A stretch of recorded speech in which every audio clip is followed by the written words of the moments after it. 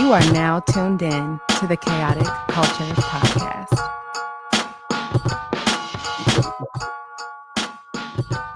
It's the KKP on your mother flipping airways. Hear the name ringing through the halls and the stairways. You were listening to a pod that can segue all the latest topics, guaranteed to fill your headspace. It's a safe place to voice your opinion. Say what you feel, just like you're a kid again. Kid to pro and friends, black as obsidian. Chaotic culture, that's the world we living in.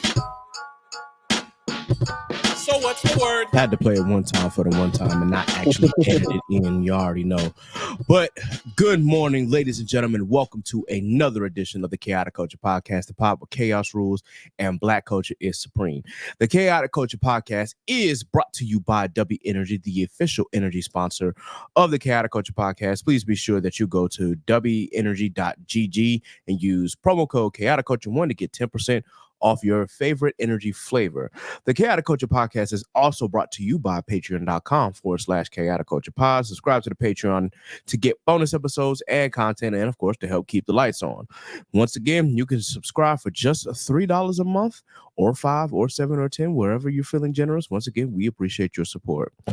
This podcast will deep dive into modern black culture and how millennials and Gen Z can navigate the crazy parts, from finances, music, black business highlights, content creators, home ownership, HBCU, sports, anime, wrestling, black nerdom, and so on. If it encompasses black culture, we are going to cover it. Live from the 410. I am the host and the creator of the Chaotic Culture Podcast. This is your boy, Ked the Pro, a.k.a. the Calculator Millennial, a.k.a. the Encore presentation. Can I get an encore? Do you want more? A.k.a. your favorite toxic adjacent king, Ked the Poet, Ked the Closer, all that good stuff. 843 is me. Baltimore is the place to be. Always chaotic, never toxic most days. And back again, once again, with your favorite black culture highlights and black culture shenanigans. Joining me once again is a frequent guest of the Chaotic Culture Podcast. You already know it's my boy, JB versus the world. Please go ahead and introduce yourself, sir. What's going on? I'm JB versus the world. JB versus I'm messing up too. I'm JB or JB versus the world. Why? Because I will fight anybody, any place, anytime over these opinions, over these animes, over these cartoons, over these movies, over these sports. If you want some, come get some. These verbal hands are ready to eat for everybody. And you can find me and all my socials right there at JB versus the world. Spell it out, put it together, say it all the same time like a Tribe Called Quest on Facebook, Instagram, and YouTube. And if you want to find me directly, I'm on Twitter at JBV the world, because versus was just too long for it. And my central hub is jbversustheworld.com. So come out at me. Yes, sir. Yes, sir. Welcome back. I'm glad to be back, man. Thank you for having me. Yes, sir. Yes, sir. Real quick, as always, got to do a mental health check. I know that we talked a little bit in the beginning, but I just wanted to know, of course, how's your mental health being? I know that some big changes are coming for you, man. So if you wanted to touch on that, you can. If you don't, by all means, you're more than welcome to abstain. Man, I'm moving in a few weeks. So yes, sir. I'm moving states. I'm coming up north in a few weeks. And a lot of anxious energy around that. A lot of anxiousness. I'm with the typical things, change and leaving people behind, and new status quo and other things going on surrounding that. So it's just that I'm working through it. How about you? I feel that, bro. Well, sort of kind of the same. It's more so changes as far as the job and, getting adjusted to that and getting adjusted to certain people at the job. And if y'all are on my Twitter, y'all know that I had one of those instances where I was at odds with somebody at my job because of something that they said. So I'm not going to say it on this podcast because I don't want to tip nobody to who I'm talking about.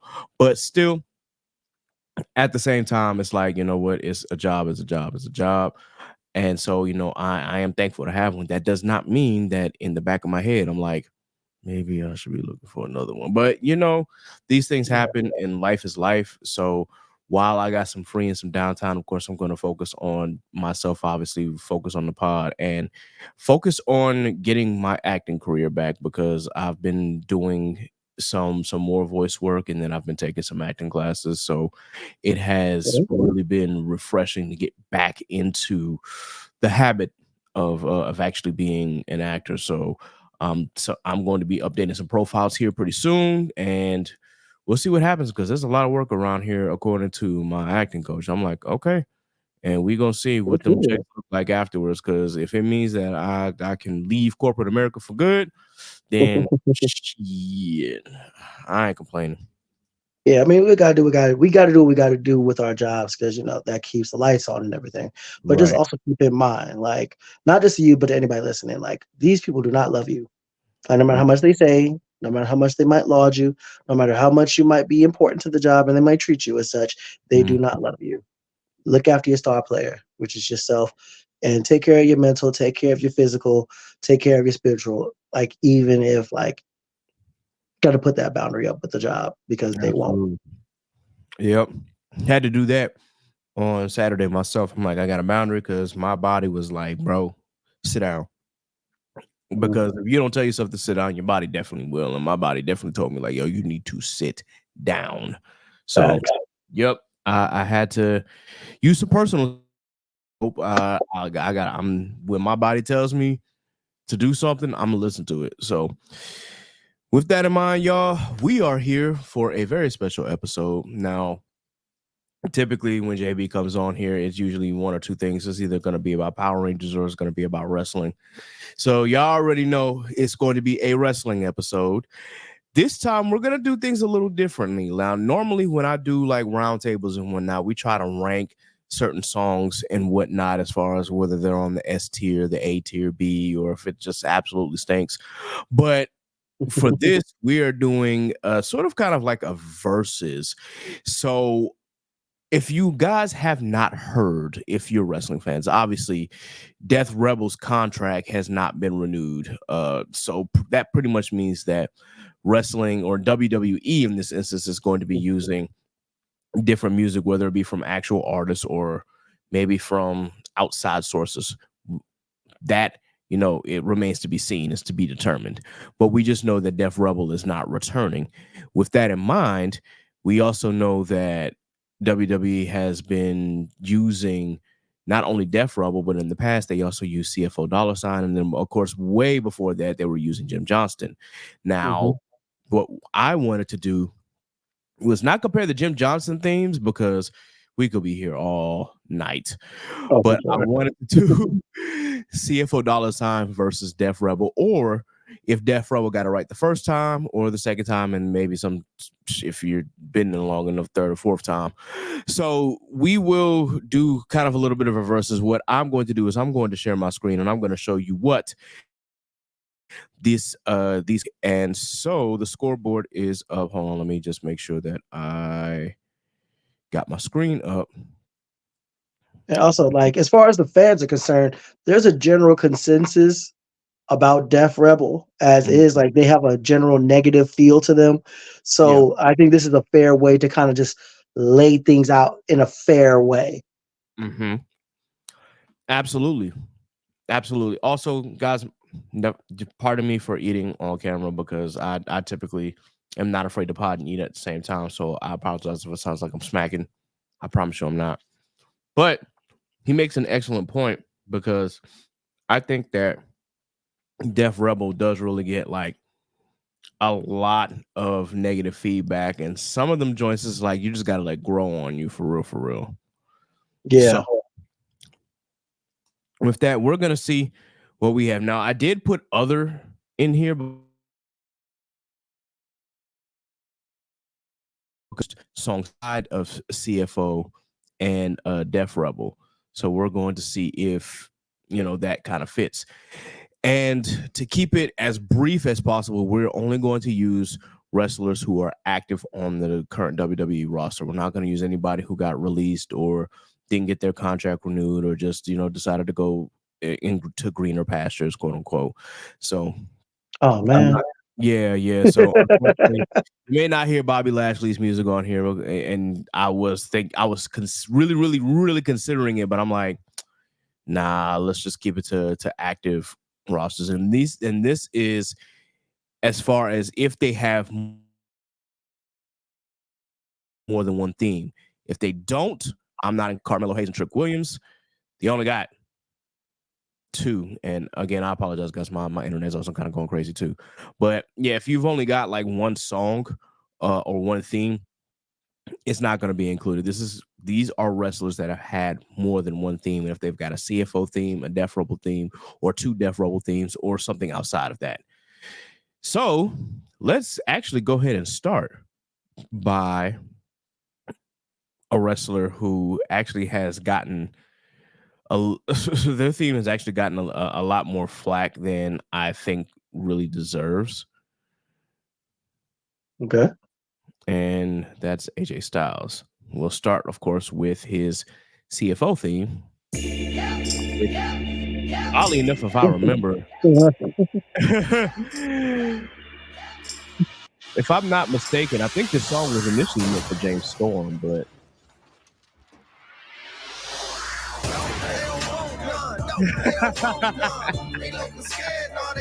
my man committed fully to the act. Well, had the hoodie on and was like, I wasn't expecting you to play this one first, but yeah, I mean, he was the first one on the list. nope. They don't want none. That is his phenomenal theme. Yeah, but they don't really want none. Don't get run over. So y'all already know. Now I have to play this one that, for whatever reason, people don't like. You don't want none.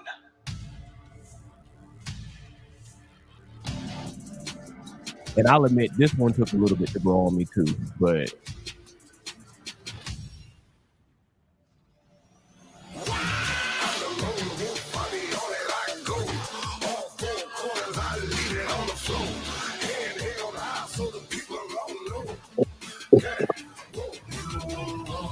I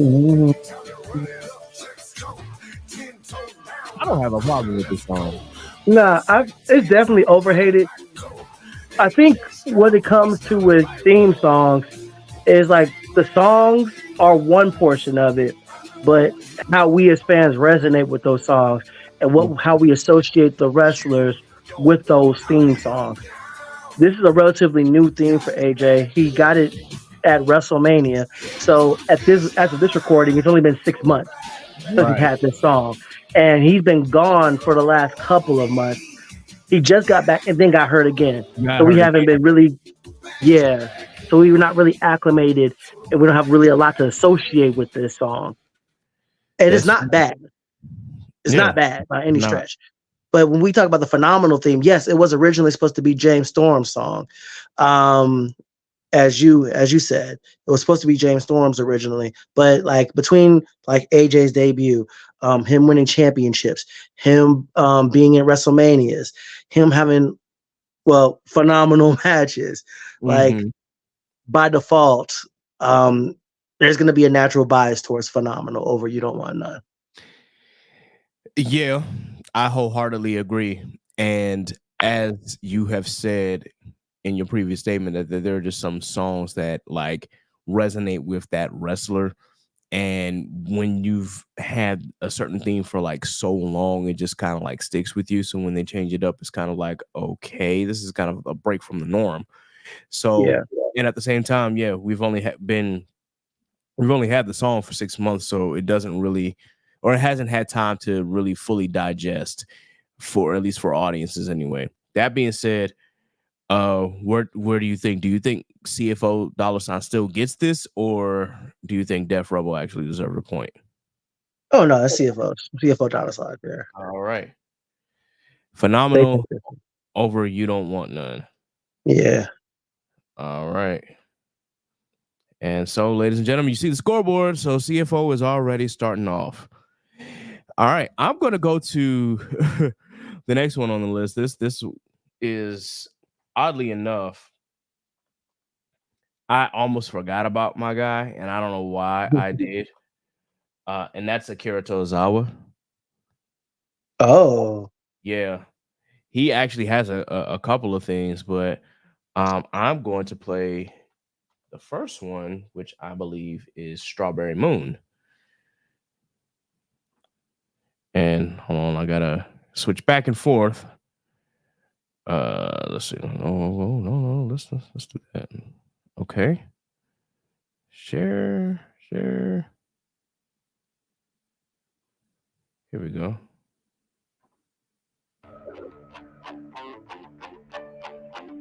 I forgot about this one. I almost did too.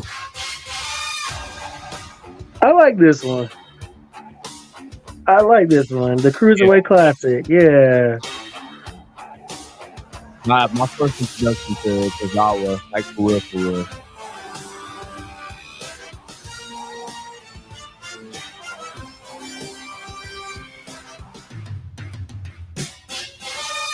I think he also had another one, if I remember correctly.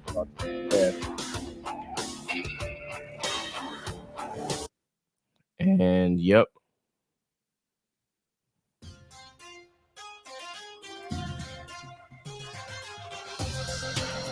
Apparently, people didn't know. I'm looking at the comments. They didn't know he had a new team.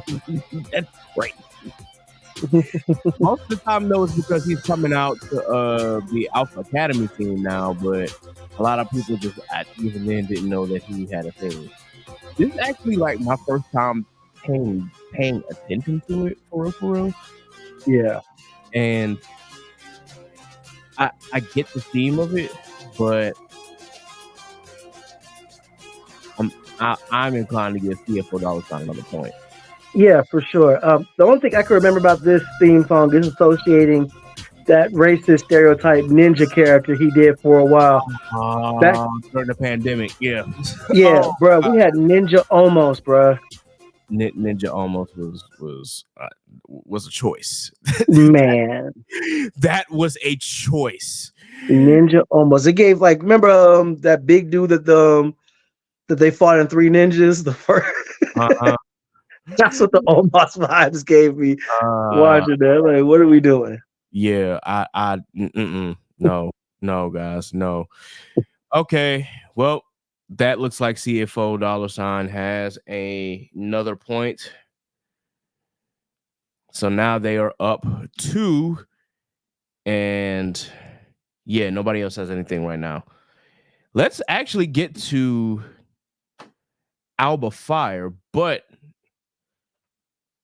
the kicker with Alba, and I'm splitting her for a reason, is because I kind of wanted to do this. Matter of fact, I'm not even going to type Alba Fire in the search bar. I'm going to type Kaylee Ray.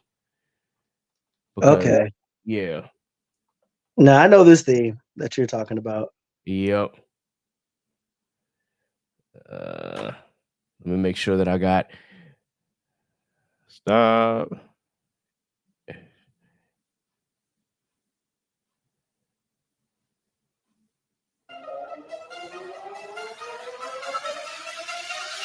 And she came out, she did the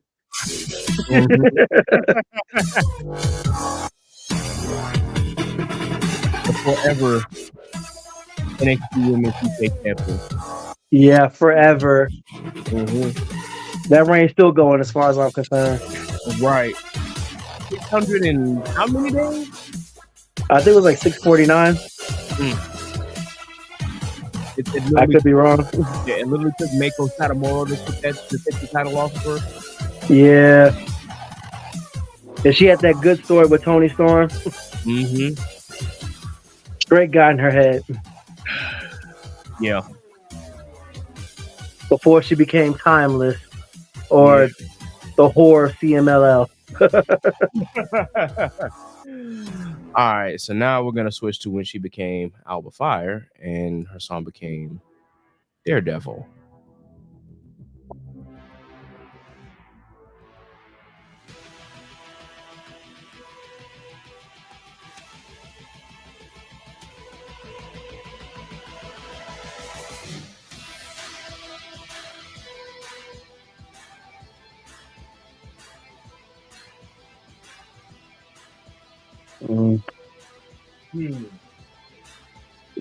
Man.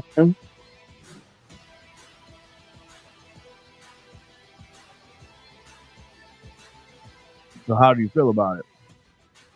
All right. It goes back to what I said the first time around. Like, the songs themselves are one thing, but we associate these songs with like the wrestlers and the moments they have with them with these songs. Like, I mean, sure, some of them are just certified bangers that stand on their own, but for the most part, we associate them with different things. This is a fair point. So when I think about this song, when I think about the Kaylee Ray and the Alba Fire theme songs, I think about her NXT UK Women's Champion theme song. I think about like doing the little lean on the stage and then doing in the ring. And the kind of the chaotic nature of the song that fit her character of this at the time. Got you. Yeah, like she was the sinister Scott during this time. And yeah, Alba Fire is cool, but ever since the feud with Isla Dawn, and no disrespect to Isla Dawn, but Kaylee Ray as a wrestler like is far better than her. She's one of the best wrestlers in the company. She is. Like regardless of gender. Like if you don't know, get in tune. This woman can perform. She can. And as that theme didn't get a lot of breathing room before she started using Isla Dawn's theme song, and we've seen and heard more of the Unholy Union theme song than more than anything else. So by default, I feel like I got to give it to the first theme song.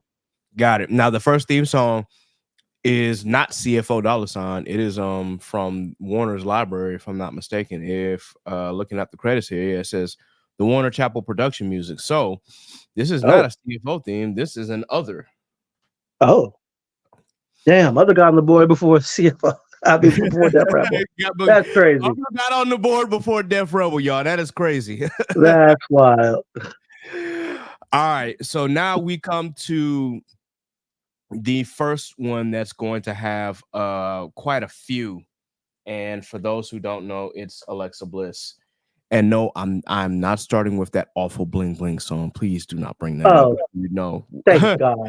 Yeah, I am going to start with her first one though, which was from CFO, which a lot of people seem to forgot that she had. This is when she was still the sparkle cheerleader, little manic pixie girl. Bliss. But it did serve as the basis for her other songs. You're always gonna hear that that became Alexa Bliss's thing. Yeah.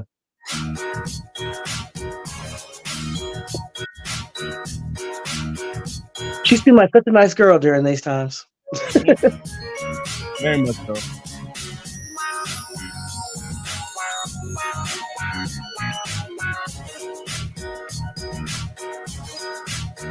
All right.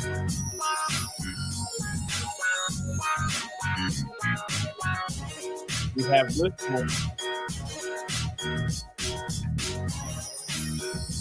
And then there was Spiteful. There we go.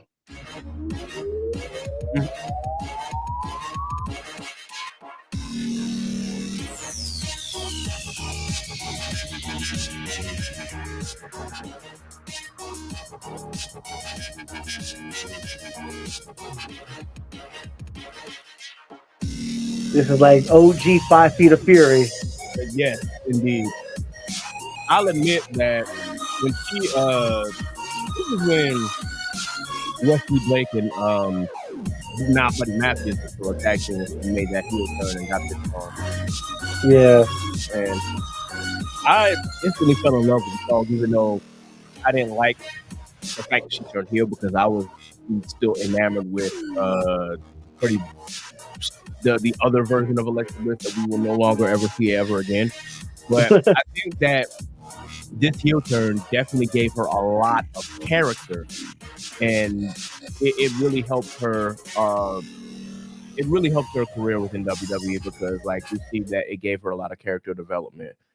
She was an underdog. I mean, not just for the fact that she's undersized in her height, but she was an underdog in almost every situation. Like in Blake and Murphy, even though she was the shortest one, and her being attached to the team was more about the team, she outshined them. She was the last pick of the draft. She outshined people in the draft.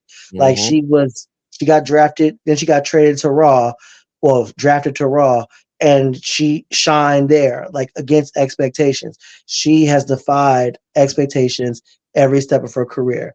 Like regardless of what you may think about her. Like whatever you like her character, whether you're team her or team Sasha from the beef, whether you thought like they pushed her for no reason, whether you thought her character, her mic work was not that good, or you think her wrestling wasn't that good, you cannot deny the fact that in this era, when she had this theme, she defied expectations. 5 Feet of Fury was a 5-time women's champ. Couldn't have said it better myself.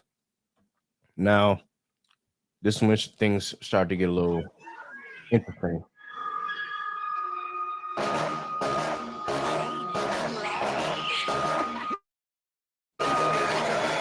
This is all, of course, during the Bray Wyatt and Smooth saga. Oddly enough, this is Def Rebel.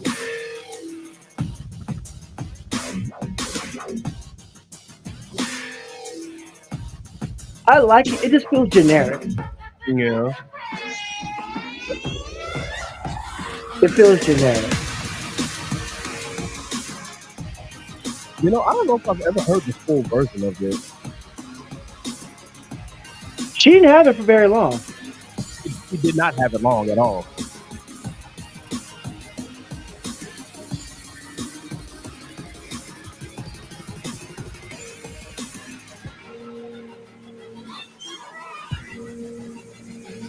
And we're gonna have to go to this one. The evil is mine. Now this is from Heat.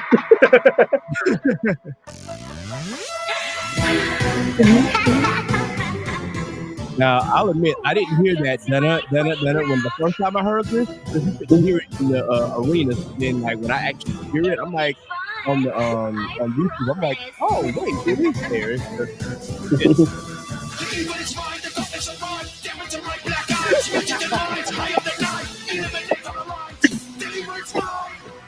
What do you want with little evil me? I'm gonna make you scream. Welcome to my This rap is sinister, but it goes hard. right. It'll be fun. I promise. Now listen to these lyrics. Nah, you listen to this. This is crazy.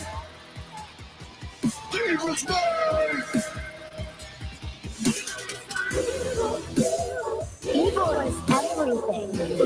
Don't come after me. I'll come after you.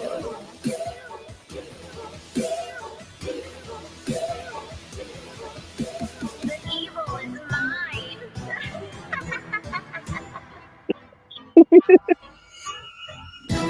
Now this is Heat. Like It'll be fun.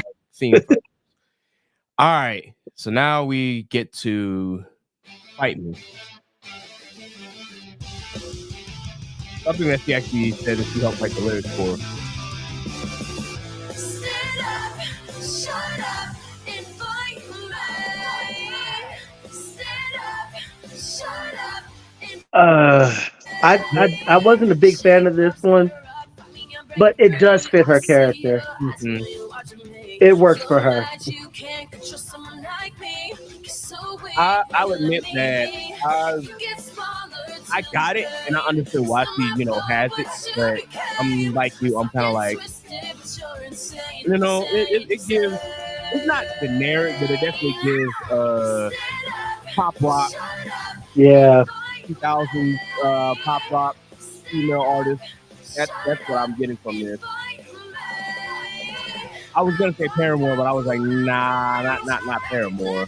It's not terrible. It's not my cup of tea or anything like that. But she did have one more. Yes, she did. It's Fight Me, but it's a version.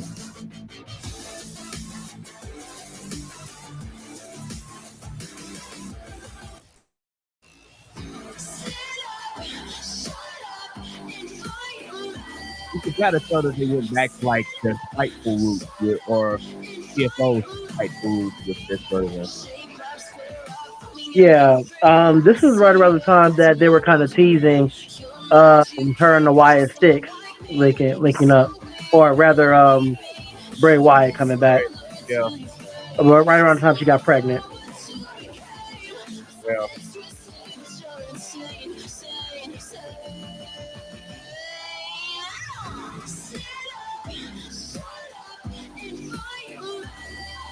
All right. So where are we thinking? Man, I think I guess spiteful is like linked to her career. I feel, but it's about the music. It's not about all of that. So, the evil is mine. Like is like the best one to me. Okay. The evil is mine. So I got to give Def Rebel that one. I'm torn between The Evil Is Mine and, oddly enough, this version of Fight Me. Okay. Yeah. But I guess if I'm torn between that, then that means Def Rebel's going to have to get a point. For sure. So Death Rebel is finally on the board, ladies and gentlemen. About time. Mm. Went to what, 4 rounds?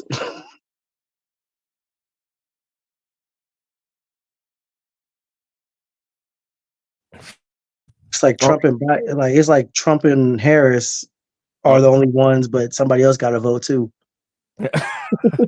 before one of them. Right. So just taking a look at the scoreboard here, we got CFO dollar sign has 2, Def Rebel has 1, and Other has 1, and we're just on Alexa Bliss. Let us move on to Andrade. Oh boy. All right. So this is going to be interesting, to say the least. I already know where I'm leaning towards with this one.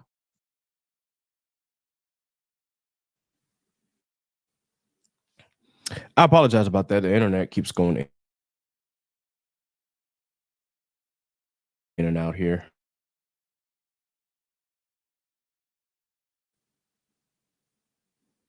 You good? You still there? I'm still here. All right, cool. Yeah, it keeps going out over here, so just bear with me. Ídolo.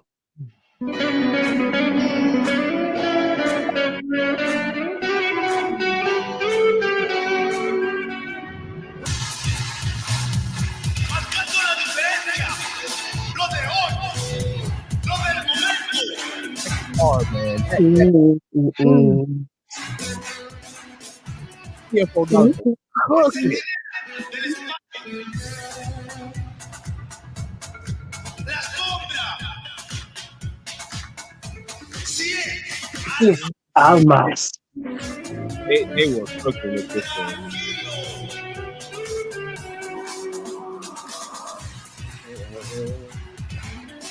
one. Man. I'm not even gonna fake the funk with you.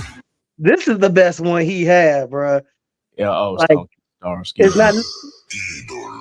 Yeah,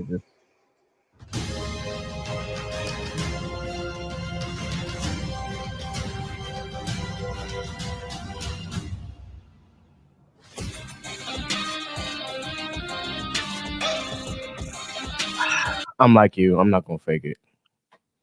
Like, this ain't a bad thing. It's not a bad song. It's not a bad thing, but it's something just that first one was just yeah. so much heat, man. Yeah, it really was.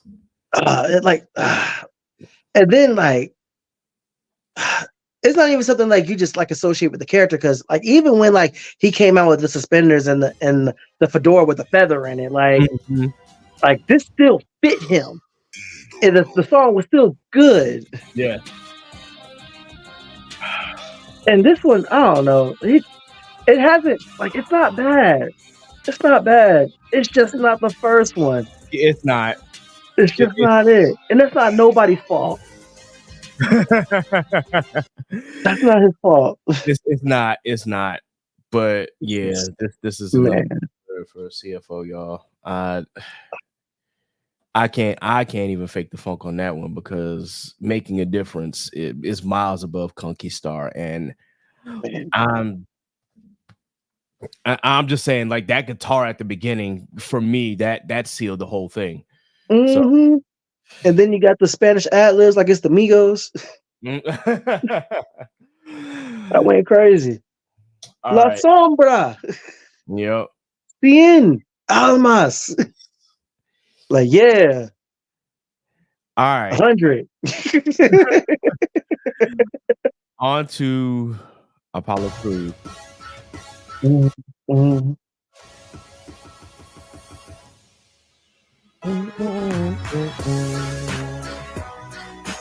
Hey. I really do miss this one. Hey.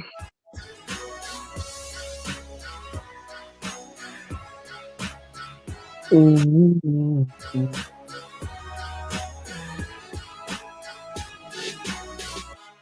Mhm.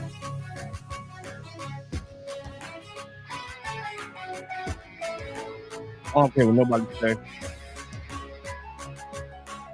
Man, this is a banger. Like this is a fire theme song. It is. It very much is. All right, now we got to get to his other one. He had a couple of them. Yeah. Hey. Top. No. Yeah, I'm gon' get it. Nothing But yeah, I but- made it. I made it. Mhm. I don't see the bottom of it. I'm fighting hard, feel the pain, but I gotta love it. The sweat glisten, I'm a winning, ain't no battle. Honestly, this one is not bad at all by any This stretch. is good. Yeah, it's really good. Now, when you get to the remix, though, Ah, yes. yeah. Yes, my Nigerian brother. I know you ain't know. Mhm. Da-na-na-na-na. I got those and life on the top floor. Yeah, get it. Living my life at the top. Mhm. All right, and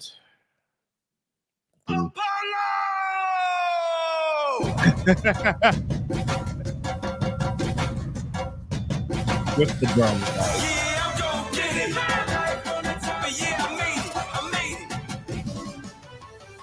I don't see the bottom of it. I'm fighting hard, feel the pain, but I gotta love it. The sweat glisten, I'm a winning. I love those drums.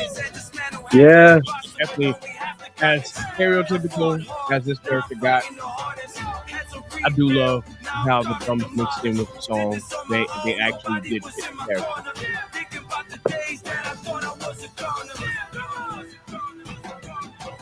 And I think we had one more after that.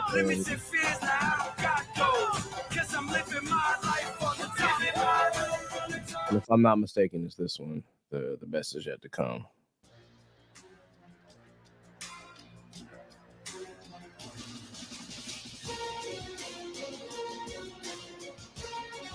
I will be the first to say I am not a fan of this one. Nah, this is the step down. Yeah, very much a step down from his previous ones. Yeah. It kind of feels just generic at this point. All right, so I'm counting his last one as Death Rebel 2. That's of fair. course, yeah. So, which is I'm guessing I'm guessing you're going with To the Top. Oh yeah, for sure. Okay. Sounds good. So Death Rebel 1 will get this.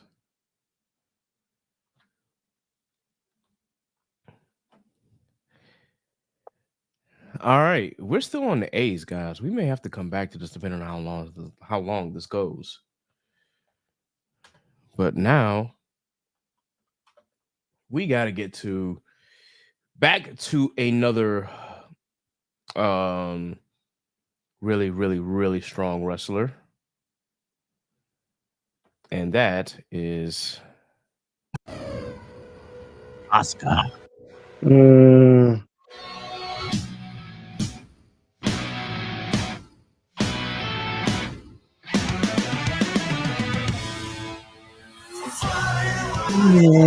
Light years away.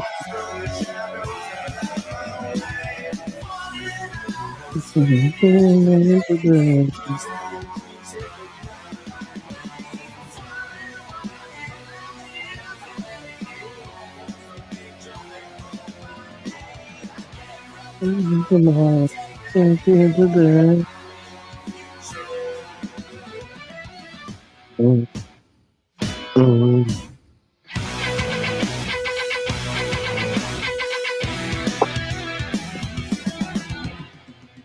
right. I'm not gonna hold you. I'm gonna have a tough time with this one. Oh, this is gonna be the toughest one yet.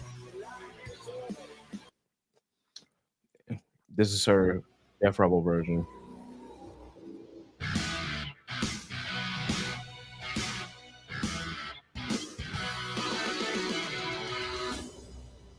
Your destiny's written all over the sky.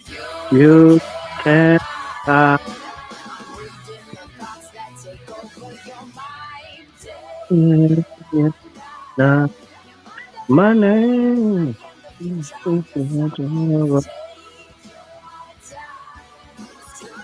late.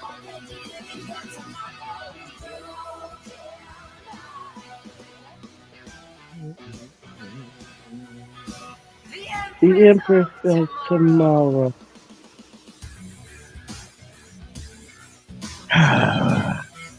Dog. This is tough. Yeah. This one is a tough one. This one is absolutely tough. Like, this is one of those where both CFO Dollar Sign and Def Rebel absolutely cooked on both. Yeah. So this is probably gonna come down to like preference. Yeah. Damn it. Where you at? I don't know, man. I don't know. Damn, Oscar, why do you have to have two bangers back to back like that, man? Like, Man. how? All right. All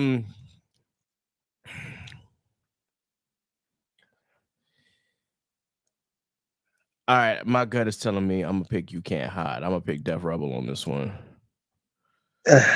just because I love Clown Oscar. Man. Kana, man. Yeah. Linus Oscar Kana. Oh man. All right. So I love her original theme. Like I love it still to this day. Mm-hmm.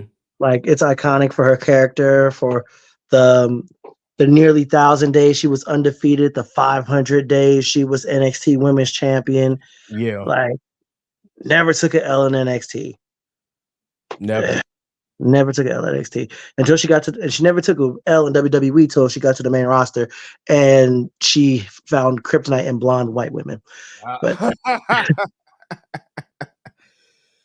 oh man, blonde white women had her in a chokehold. Mm-hmm.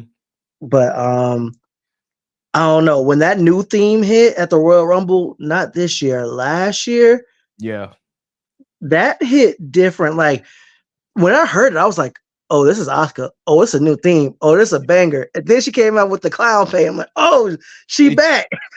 Yes. And Corey Graves' reaction when she took off the mask and we saw her face, he was like, hell yes. I was like, yep, okay. Thank you, Corey, for hyping that up. Yeah.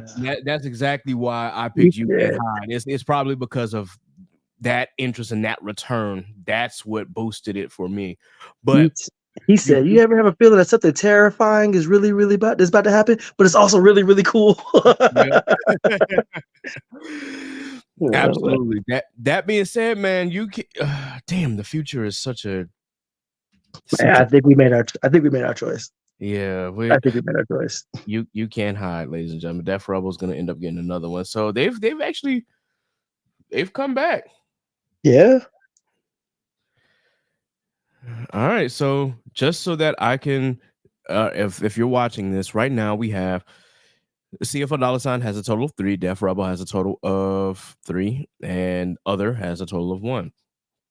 Def Rebel's second options, of course, have not gotten any love yet, but we'll see. So the next one on the list is, my favorite person to hate, Austin Theory. Who's not Atlanta. He is not Atlanta, guys. He is not Atlanta. I'm not even from Atlanta, and I'm saying that. He is not Atlanta. He is not. Let's see. I believe the first one was called Sound the Alarm.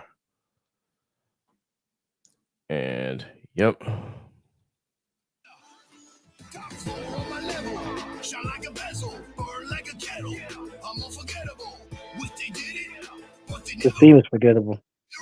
Nobody Very better much than so. you. Never lose, better me, never you. You can see the way we move. So Austin Theory is gonna have Undefeatable, baby, he's not we gonna the have a truth. CFO team. This is From all me to strictly you, Def time Rebel. keeps ticking. The time is right now. It's that moment. It's about to go down. Time keeps Yeah, ticking. I'm The already time like is right next now. at this It's point. that moment. Yeah. Go down. Get your weight up. Hold up. They can see I don't even remember him having this. hold up. It was See it in my very, eyes, very baby, brief. it was just us. Not a dog This day. must have been when he was Evolve champion. Get your weight up. Hold All right. Yeah, let's get to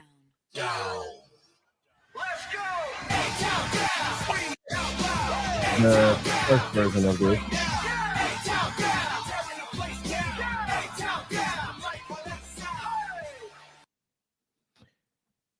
And this is the second version. A-Town. Let's go! A-Town down, screaming out loud. A-Town down, futures right now. A-Town down, tear the place down. A-Town down, like the next. Now, if you wonder why I skipped the other one so quickly, it's because it's the same song, it's just a different bass behind it. And you can actually hear the song more with the second version. Yeah. So, Oh, dang. okay.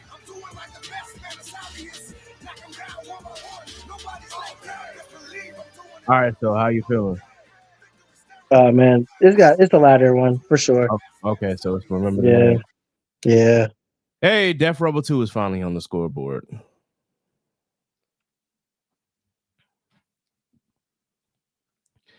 So just to share, here's where we at so far. We got CFO $ with 3, Def Rebel 1 with 3, Def Rebel 2 with 1, and other with 1. Where are we at? Oh God, Baron Corbin. Here we go. Here we fucking go. Excuse my language, y'all. All right. Because listen, his Def Rebel themes are okay. I believe the first one is oh, he did have one CFO theme. And I can't use and I said that I can't use the other one, but maybe I should use the other one and just put it as other. Yeah. I would It's be about I Am the Darkness. yeah, I would be breaking my own rule by doing that because I said I wouldn't include any Jim Johnston themes, but I may just do that. We'll see.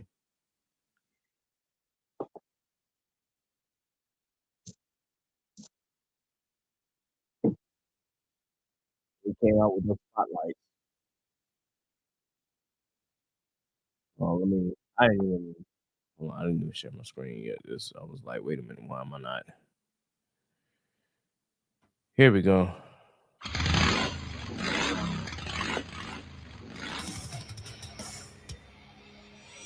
Lone Wolf.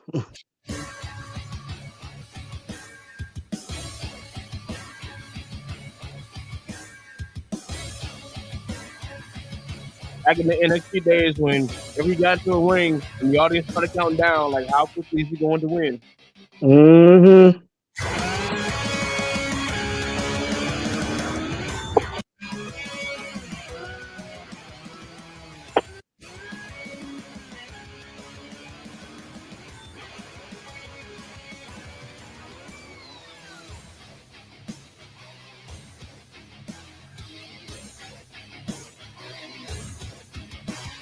All right, so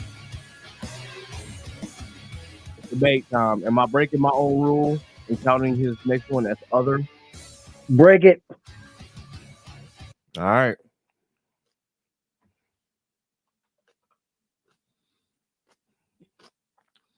Here we go.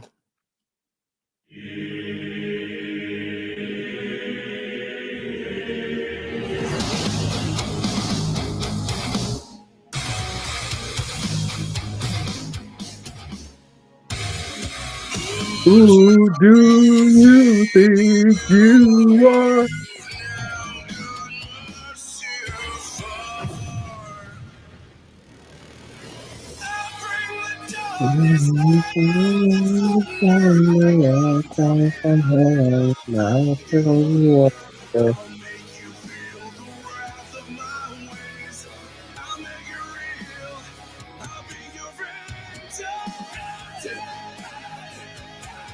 That is, I Bring the Darkness, which in my opinion is his best thing.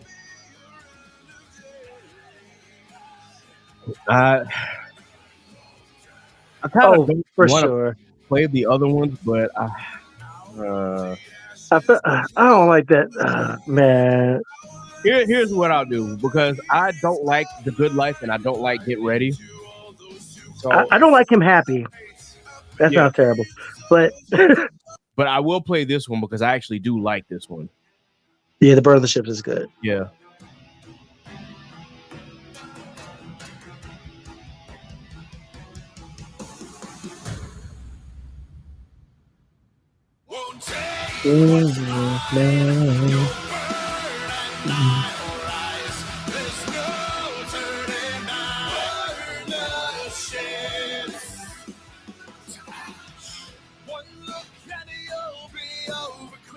Mercy is only for the sick.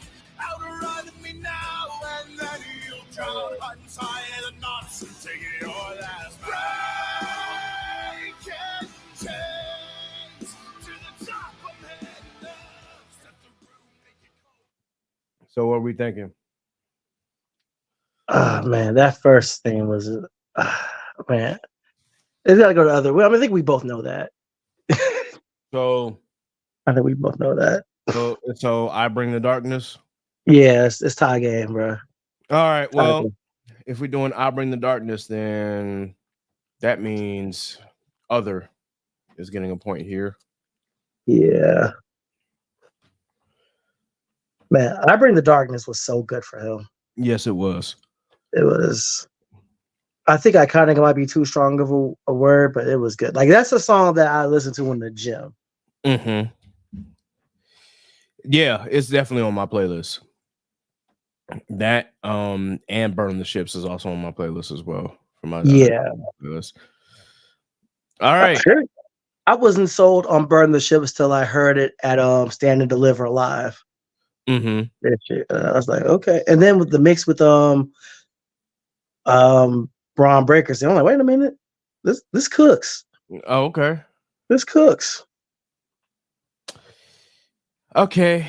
So now we're getting back to the women. Okay. And that brings us to Bailey. Hugger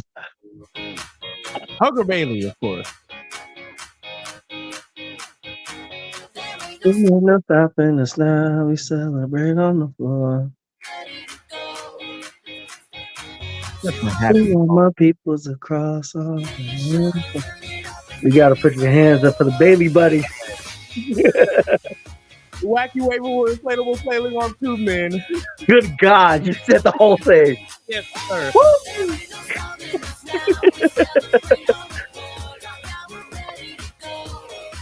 We're ready to go.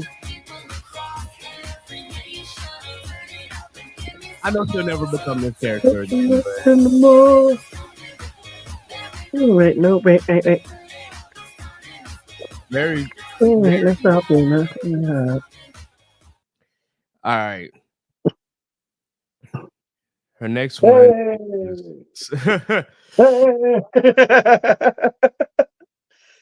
I missed that version of Bailey. Yes. Deliverance. Yeah. This is tough. It really is.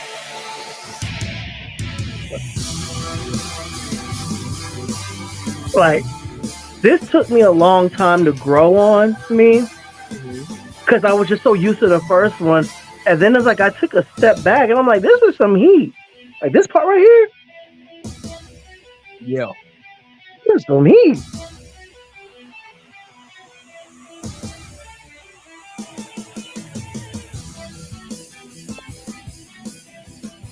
So I'm gonna say this now.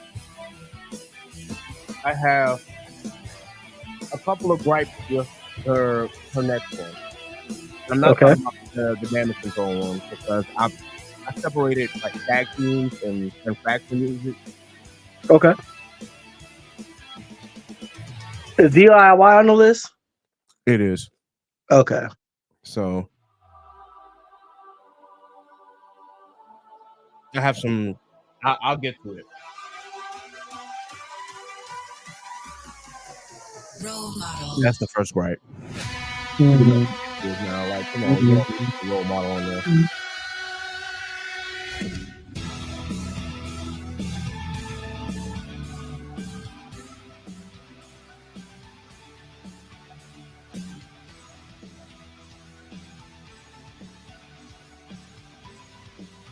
I watched this song, and this is like another one that they debuted at WrestleMania, and I was like, "What?"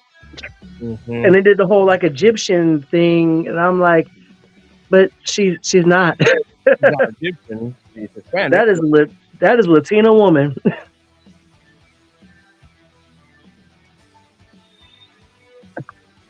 That is Pam with the Yams Martinez. And with the yams. She is not the Queen of Sheba. What are we doing? All But right. go ahead. Mm-hmm. I really like this theme song. I can't even. I like all her themes.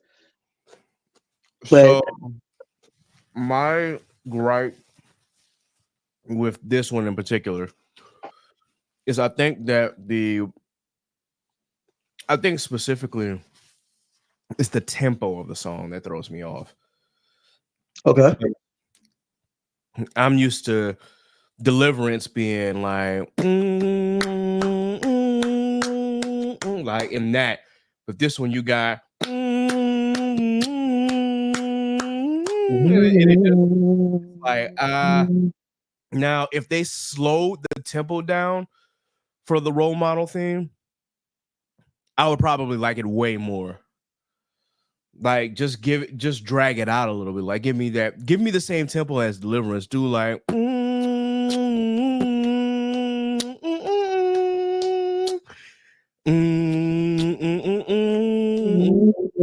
if you do it at that tempo, Yeah.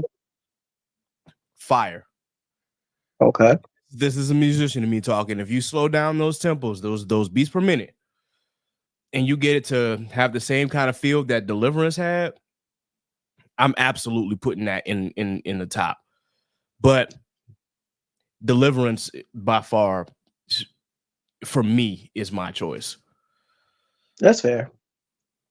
I will say this though. I feel like as much as I do like this song and it did grow on me, I feel like it kind of tries too hard.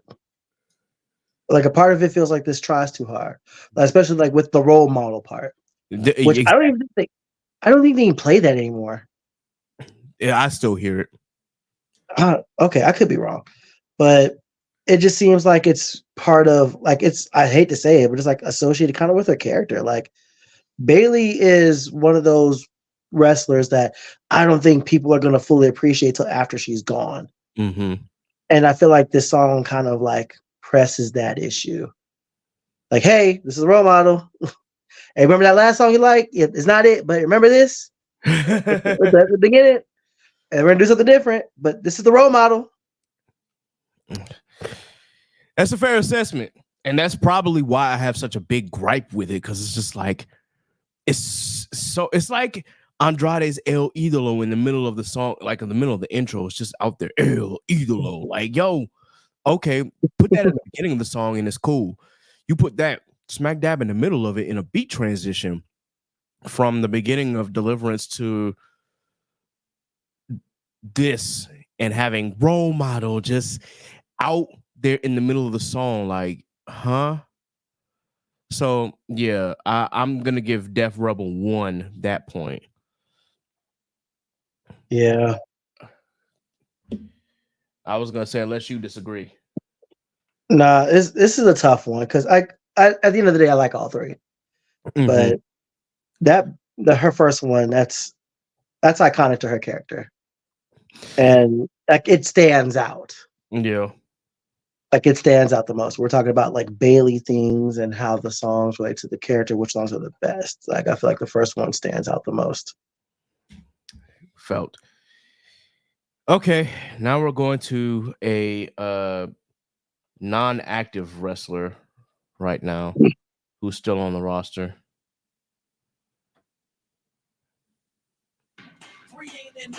I need five. I need five.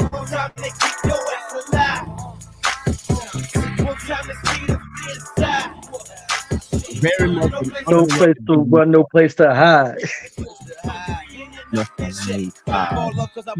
On my game when they see my name. Oddly enough, this isn't CFO, guys. It's Jim Johnson. I kind of had to include it because it's like, what else am I supposed to do? It feels like a Jim Johnson song because as much as I like, as legendary as a lot of his themes are, a lot of them feel the same. Mm-hmm.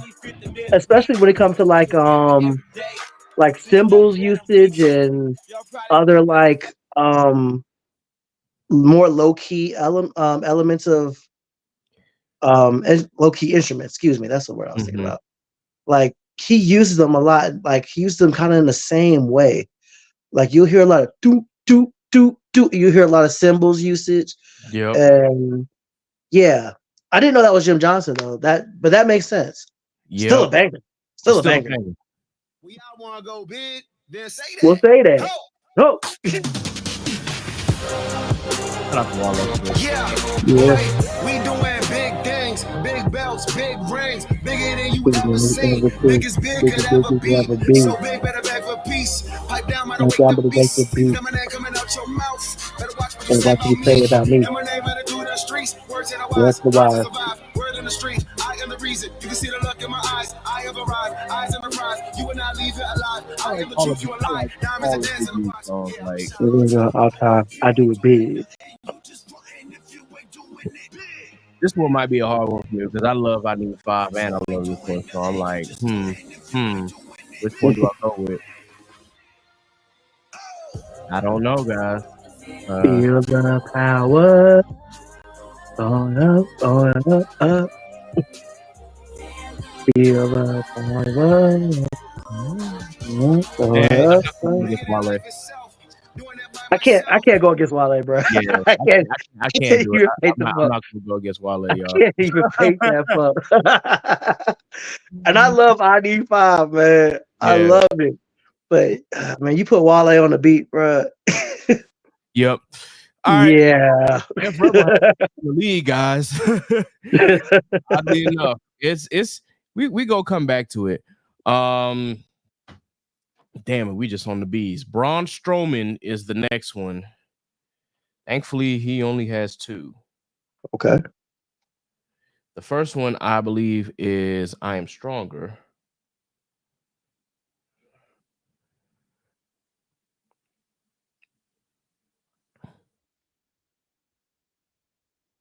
Start that open. Nope. Here we go. All right.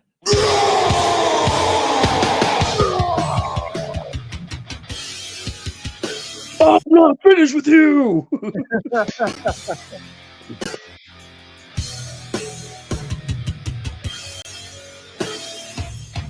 It's definitely like you can definitely feel like the song was like Intimidator. Niggas must be intimidating for his character at the time.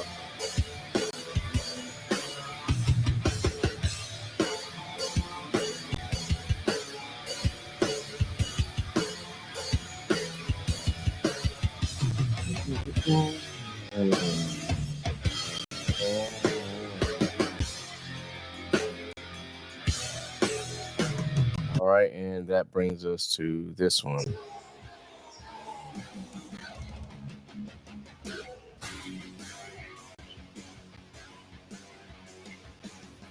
This is the Death Rebel thing, Monster of All Monsters.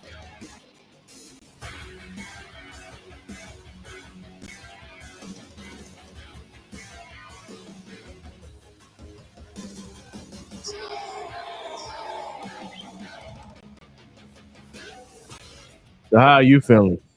This feels like the homework was copied. Like there's very little difference between the two. Like the beat, the tempo, like everything. The layout is virtually like beat for beat. There ain't no words, but bar for bar.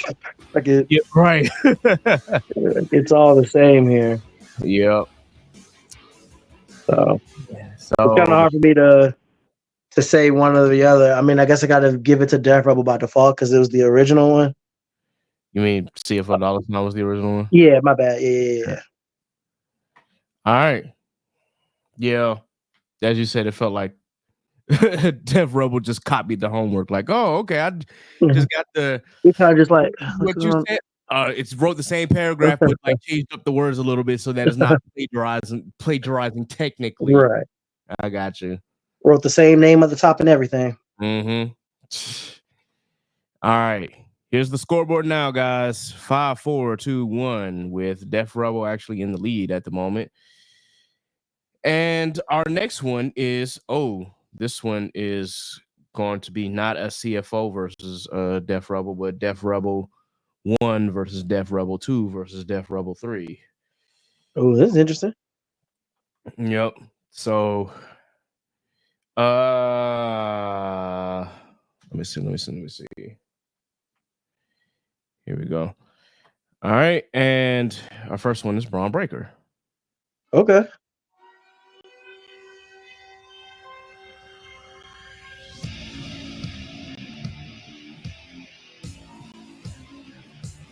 I'm not gonna lie, I still don't know why they changed this up. This was so good. Yeah, this was really good. You could come to the song as a face, doesn't matter. Like when I said him and the Burn the Ships, like those two put together. Yeah.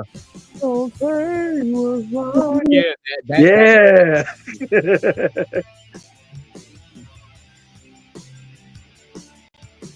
All right, and then shortly after Hayes debuted, he got a new one.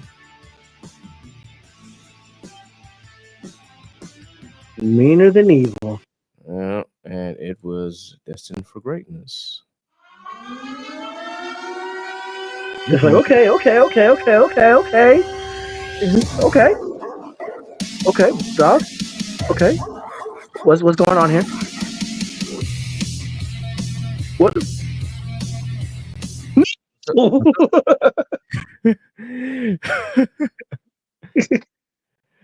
This was so. All right, this is whack. It's whack. You're not a fan of this one? Nah, hell nah. Like I said, sometimes tempo matters, guys, and also in this case, drum pocket. This one also matters because giving like just a basic drum rock pocket instead of what he had earlier is just kind of like okay. It feels kind of. It feels like somebody was making shit up on Rock Band. Ooh, yikes! Like you're in freestyle mode. You're just like going at it with the drums. Mm-hmm.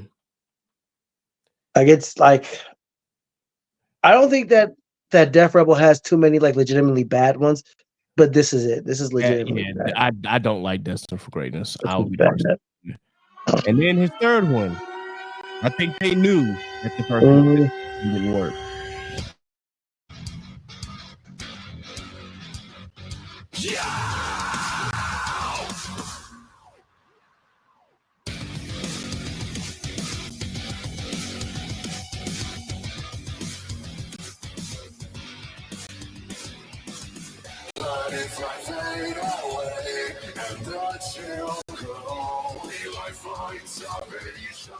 Now I do like this one.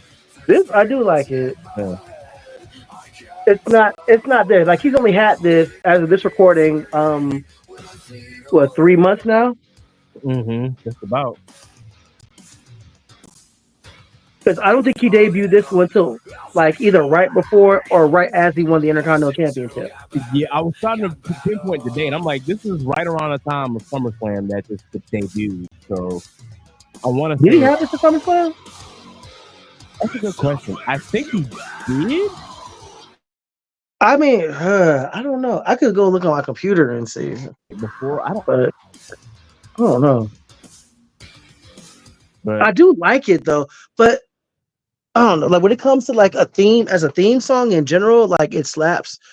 But as it goes for Braun Breaker, and Braun is low key, explosive, and dangerous. And I think that first theme fits him like the best. Yes. And yeah, like they did their big one with him on that first one. Kind of like they better not ever touch Trick's theme. Ever. No. Ever. You leave that alone. You don't touch Carmelo's theme. Nope. You leave that alone. I thought Braun was like gonna be one of those ones too. Like you don't touch that. You leave that alone because it fit him so well. And it fits the character, and it kind of puts you in that mood. Like you can be in the gym, you can get ready to do a set. You play that on, and it's like da na na na na na na. And I was like, okay, you get amped. Yep. Oh, man. So yeah, Def Rebel 1 for sure. Yep, Def Rebel 1, and if you're looking at the score right now, guys, it is Def Rebel 1 has 6, CFO $ has 4, Other has 2, and Def Rebel 2 has 1. All right, let's jump back to the women, and this one you don't really hear a lot of her themes because she's like rarely on TV, and I don't know why they don't really like use her like they should, but it's Candice LeRae. Okay. I know where you're going with this. I'm picking up what you put down. Yeah.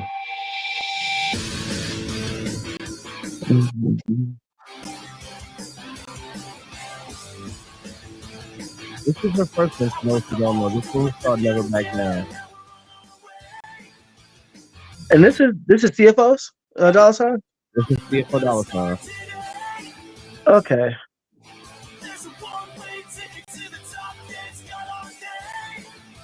I think she had like the instrumental for the Mae Young Classic. Yeah. And then they just put vocals over it. I don't know if I actually used her Mae Young Classic on. She's got quite a few, so yeah. I'm going to like use Def Rebel 1 as like, did they get it right the first time, or Def Rebel 2 is like, did they get it right later on? So the first one, I believe, was just was that?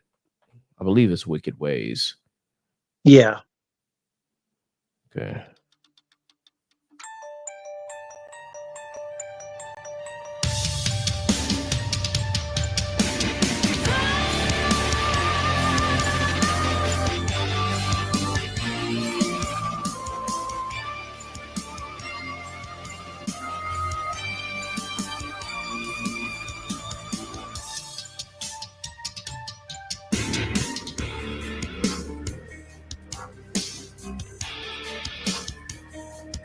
I like it's a step up from the first one. Yeah, definitely. Like it went with the heel turn. Mm-hmm. A justified heel turn. Very, very much so. I think she had a remix of that.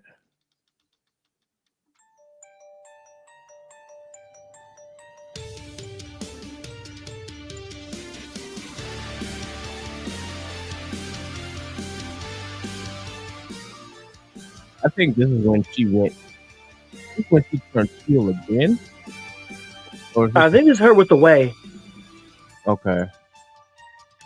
Because I'm looking at the WWE Music, and they posted it as of April 3rd, 2023. So I'm like, maybe this is when she came back. It might be. Was she ever a free agent? I know she stepped away after she had the baby. She stepped away when she had the baby. Yeah, so this is when she came back. So it gave her like they made it a little lighter to show that she had, went back to being a face. Okay. Respect to then- our speed champion. Respect Yes. to our women's speed champion. She is the women's speed champion for those who did not. Now I'm The trying inaugural. to The first. the inaugural. First championship? Is it her first championship at WWE? Was she a tag team champion with Indy? She was the NXT Women's Tag Team Champion, I think. Her and Indy? Yeah, I think so. Don't quote me on that. I think so. Now that you say it, because Indy was tag team champion, she was also NXT Women's champion. Mm-hmm.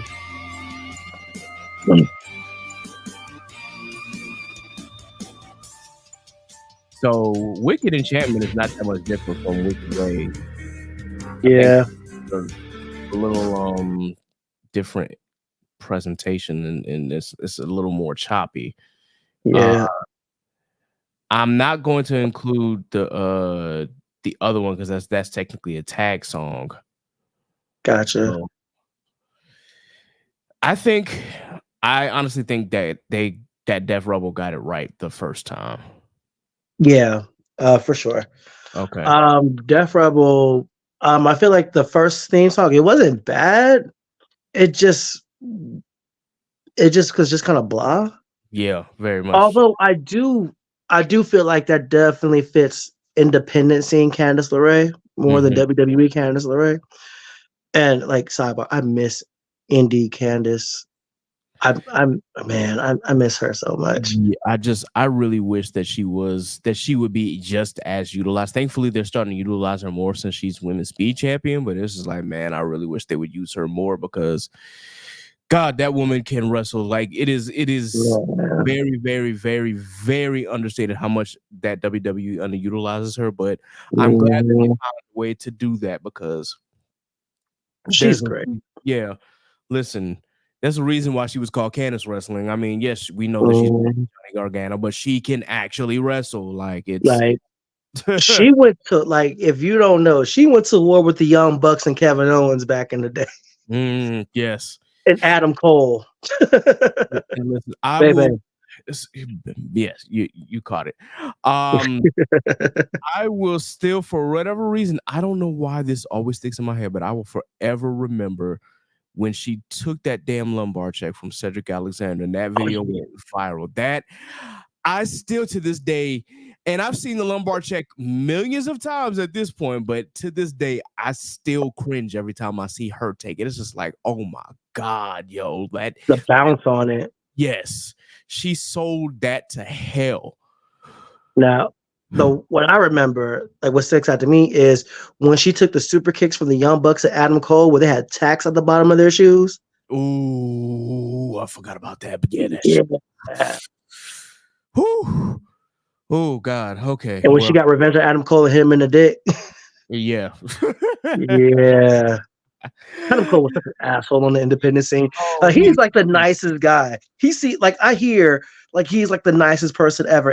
By all accounts from what I've seen, he is like the nicest guy ever. But his wrestling persona is such an asshole. It's like, he's so good. I mean, welcome back, Adam, by the way. Welcome back, Adam Cole. Officially welcome back. Baby. All right, let's get to another inactive wrestler who has also just had a child of her own as well, and that is Carmella. Okay. F-A-U-L-O-U-S. First time I heard of this song, I'm like, oh, this is definitely giving Iggy Azalea. Oh my God. Oh, all the way. All the way. Fake ass Iggy. O-L-O-U-S, yes. Nah, it's like Iggy Azalea and Dan Fergie did the damn fusion dance when they did this shit. Yeah. Keep hating on me, I don't stress. Don't got time for this. But I'm fabulous. Capiche? Jackie is now so fresh. You wishing you could check it. Ain't nobody else got money like this. Diamonds on my neck. She's another one that kind of got past where she was, because she was attached to Enzo and Cass for so long, and she kind of third wheeled it. Yep. But she fit and she broke out on her own, and she was on her own. Oh, this theme song. This Def Rebel? this came out in 2020, so I want to say it is Death Rebel. Oddly enough, I'm looking at the face on it, and I don't see it. It's WWE music. I did like this though. It was different. It was fresh. Yeah. And it fit where she was at the time.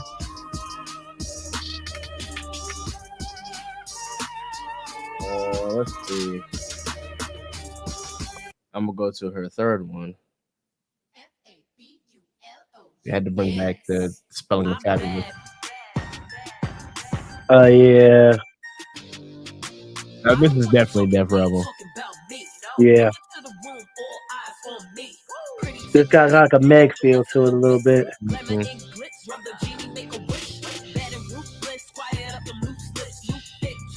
Like I think this is the theme song that got her pregnant. I think Corey saw her come after this and was like, yeah. You like, yeah, that's my wife now. Like, yeah. You better get pinned to the camera. Right. You heard this. He's like, I am putting you through the pillows tonight. Yeah. Oh, the silence. Yeah.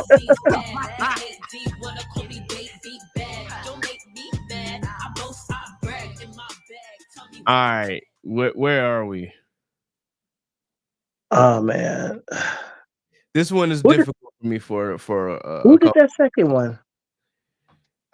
Who did Tradici? I really want to know who made that second one. Let's see, Tradici, because I didn't see any credits for it. Yeah, I'm gonna look it on Apple Music. Shoot, I'll look on Spotify, see if I can find it. It's very, very interesting. Tradici. Death Rebel. Death Rebel gets it from me then. No, okay. They got it right the first time? Yeah, they got it right the first time. Right. I mean, as far as songs go, they got it right the first time. As far as what fits the character, the first or the third could either go with one of those because they both fit her. But personal preference of what I like the best, the second one. I will be the first to admit to you that I do not like Fabulous. when I first heard that Fabulous, like that's my mind really went to Iggy, and I'm just like, oh god, that's never going to leave my mind now. So hearing that was the era. Yeah, it was the era. She was hot. She was hot there. Yeah, so I will give it to Tradici, and I'm not bragging on, or I'm not bagging on Princess of Staten Island, her third one, because I think that one is actually decent as well. But yeah, something about Tradici just was like, okay, that's different. That's a different take. Yeah. Right. It was like Emelina done right. Yep. Yeah. I like that. I like that. Okay. My boy Cedric Alexander. Come on, man. This is a wrap already. Yeah. This is a wrap already. I'm gonna but play any excuse to hear it though. Any excuse to hear it though. Yeah, I gotta hear it at least once because yeah. Oh, this is the Cruiserweight Classic version of it, isn't it? It's the whole thing. It's the real thing. Yeah, okay.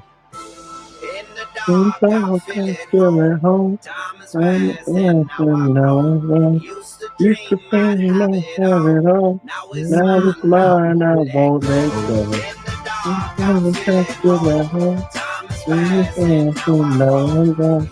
Used to dream I have it all.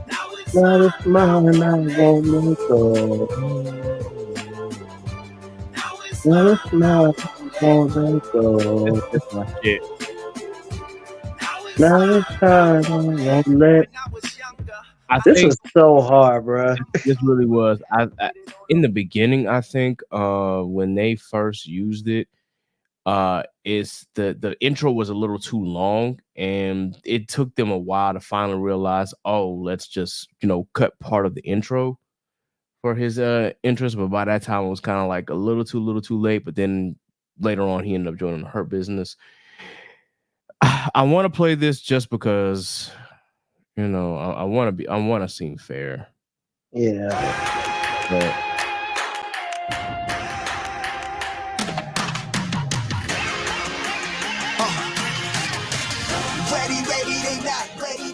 it's not bad. It's not bad. It's I don't know, man. It was that first one was such a knock out of the park. Yeah. It's like that first one was so good. No matter what you gave him second, it was gonna be a drop off. Yep. But again, this is not a bad song, like, or a bad interest for him. Like, honestly, if he never had Won't Let Go, I would say that, okay, this works. Yeah. But yeah, he had Won't Let Go first. You Won't Let started Go off first. with the So, real. yes. So CFO $ will get a point. Yeah. Is Johnny Gargano on this list? Johnny is on this list. Oh boy, that's another one. That's one that I'm going to I've got some gripes on that one too. So For sure. it might be a while before we get to them though, because we are still just in the C's. So all right, Chad Gable, where you at? America Alpha 2. All right. I'm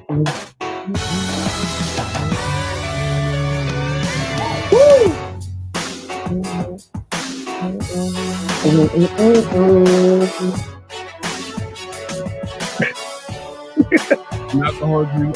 I definitely worked out this song. Yeah, for sure. Like, oh my god, I miss American Alpha so much, man. I do too, man. Man, that was Takeover Dallas, man. Yes. Versus the Revival. They were so hot then, man. Like the crowd was on fire for them. Like it was a moment. I was not ready when they split up him and Jason Jordan. I'm like, why would y'all do that? Like, they are a great tag team, but yeah, I know why. But yeah, unfortunately, you know, Jason can't go in the ring anymore. For sure. Like that moment, it was in the Dusty Classic where he did his first Chaos Theory suplex on Baron Corbin. Mm-hmm. Like, man, like they had moments, but that song associated with them was just Now I am playing this song because, you know, even though Shelton Benjamin is no longer part of WWE, WW, I still wanted to play this because this is part of Gable's theme. America Alpha 2. You right. When the Usos called him that, it was hilarious. Like America Alpha, lockdown. America Alpha 2, lockdown.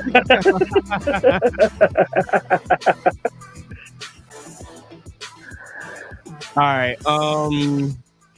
We started this historic run by beating you and your daddy, Dom and Rey Mysterio. Lockdown. They on the list?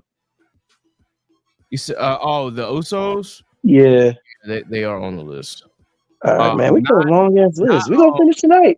That's what I'm saying. We're probably not going to finish tonight because we got a lot. But the Usos, their tag team song is not on the list. Or is it? I'm trying to think, because they don't have a second like tag team song that was made by Def Rebel. Their song that they use as a tag team was strictly CFO. But their Day One? Yeah, unless you want to compare their song to their individual songs. We could do that. Yeah, that might be something we do. So or we compare the Usos tag team to Jay's theme, which is basically like they Roman Reigns it up from the Shield. Let's see. It doesn't tell me who this song was made by. I'm going to assume that this was Def Rebel because this is still 2017. Not Def Rebel, CFO $. So yeah, Chad Gable. The next one, By the way, I'm ignoring the Shorty G because that one was hard to find. Who's Shorty G? I don't know that. I don't I know don't know no who Shorty he is. G. So I'm just going to put Sounds like bad idea by stupid creative. creative. Yep.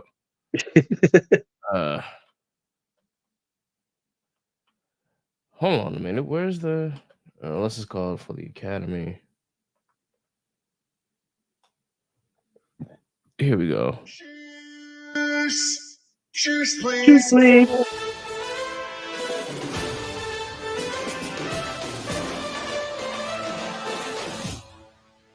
So, and the audience really does give him the Kurt Angle light treatment because even when he stopped using this song, and I was hearing the "You Suck" chants, I'm like, oh damn, Chad. I don't know if it's a good thing or a bad thing, but either way, you are definitely. Thank you. Chad is such a character. Yeah, he really is.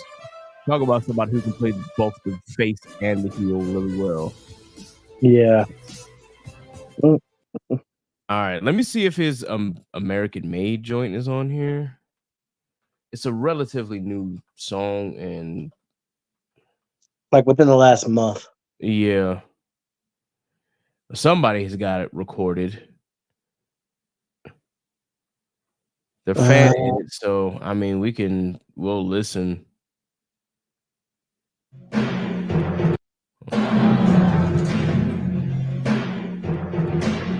America Alpha 3.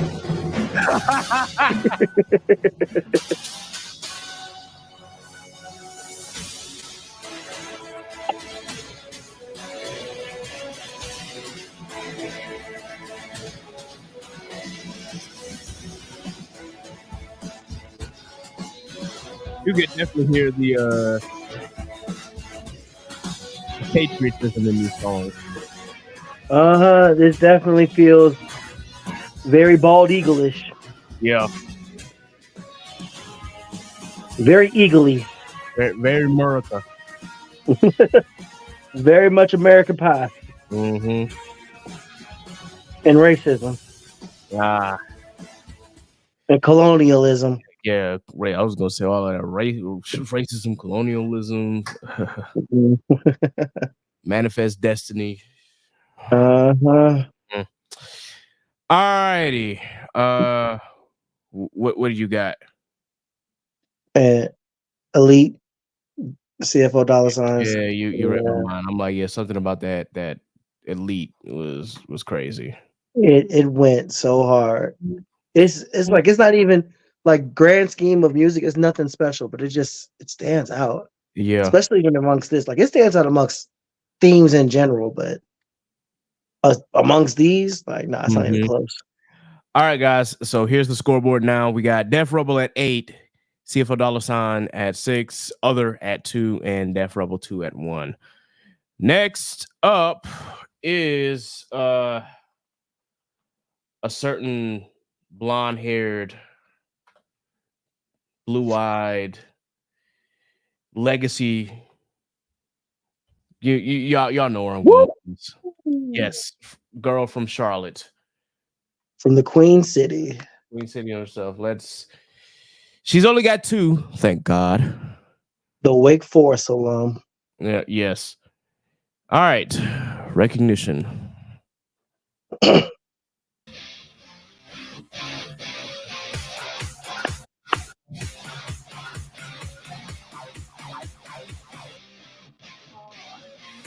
The EDM version of what that original song was called. Look it up.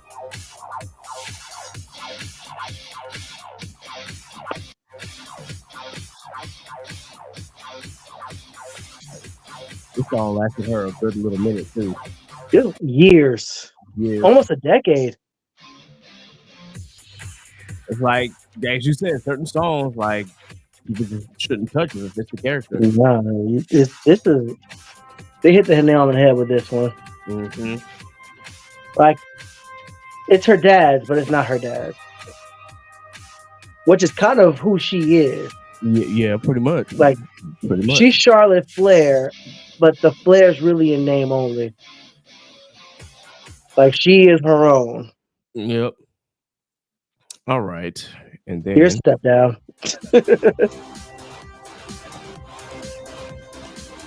I have a gripe with this one.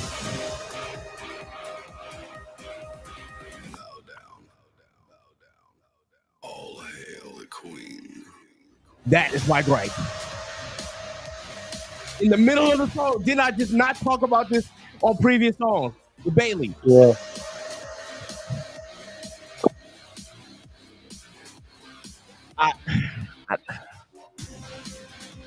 That bothers me so much because I actually like the song. I like the transition.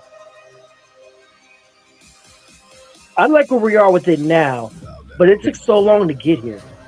Right. I like the progression. Yeah.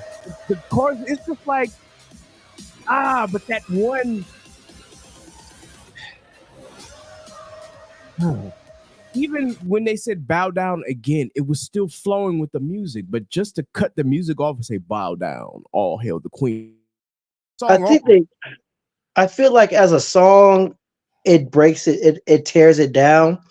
But as for wrestling entrance, because she's doing her thing like on the stage when that hits, so it hits a little different. I guess because but as a song, we're judging songs. Yeah. So like you're right. It definitely like takes it down a few pegs. Right. It breaks up the monotony of the song. Like I like for my music to be consistent, man. Like you could throw the bow down, all hail the queen in the middle of the song without breaking up the monotony of the song. Like I don't want this thing coming in here after I've just finished listening to the next goodness gracious, I'm so mad I'm losing my train of thought, but I done already heard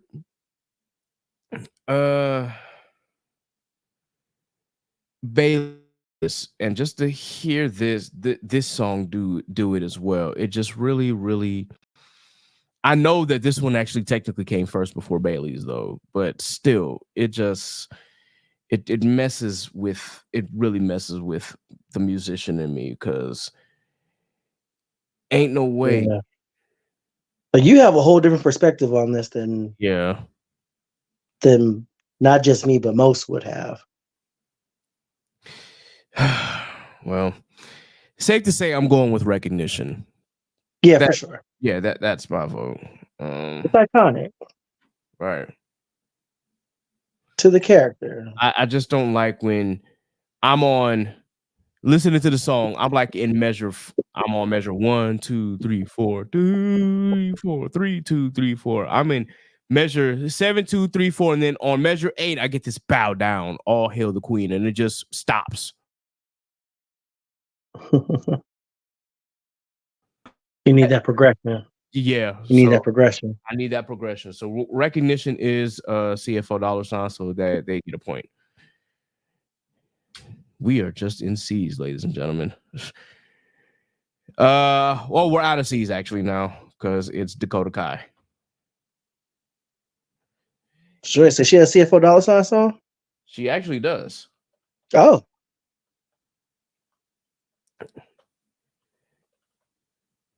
Nope, that's not it. Here we go.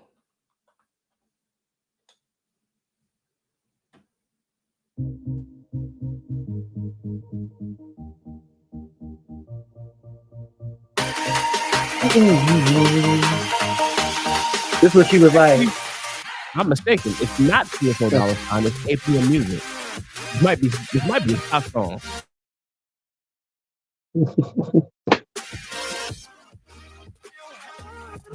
The former Evie. Yep. This is definitely a Mae Young classic theme for her. Yeah, definitely.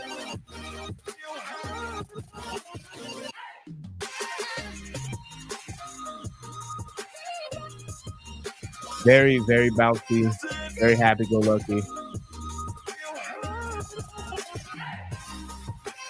All right. Then her next one is, I believe it's Combat. If I'm not mistaken. This is when she turned heel. Okay. Yep. Oh, wait. Because I forgot we got a couple of versions of this. Let's do this.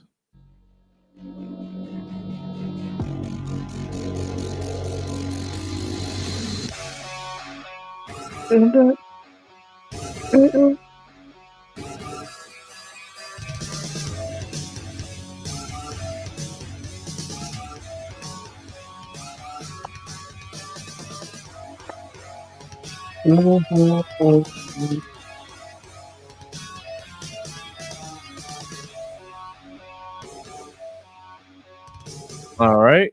And then you have the remix.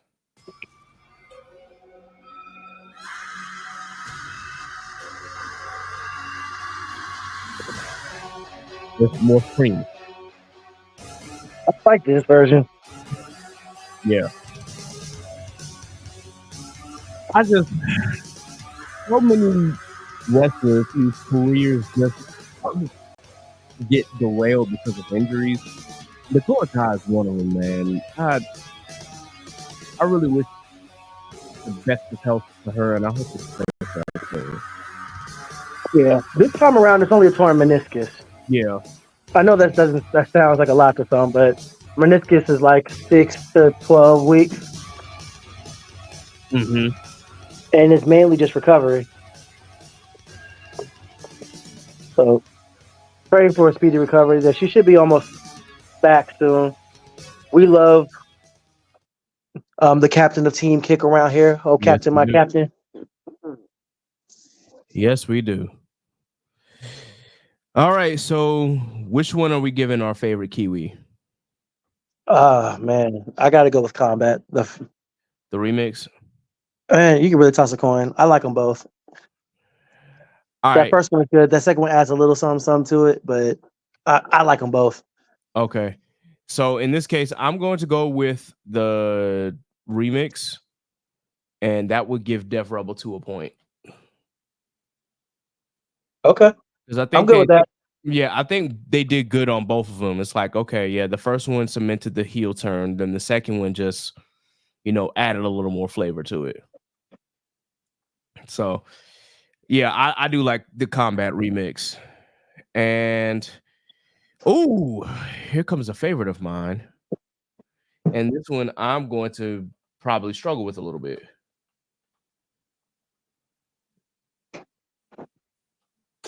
So the next one is Damian Priest. Oh, Yeah. I'm gonna tell y'all right now, I might be a little biased on this one. this is gonna be tough. Yeah. This is gonna be tough for me personally.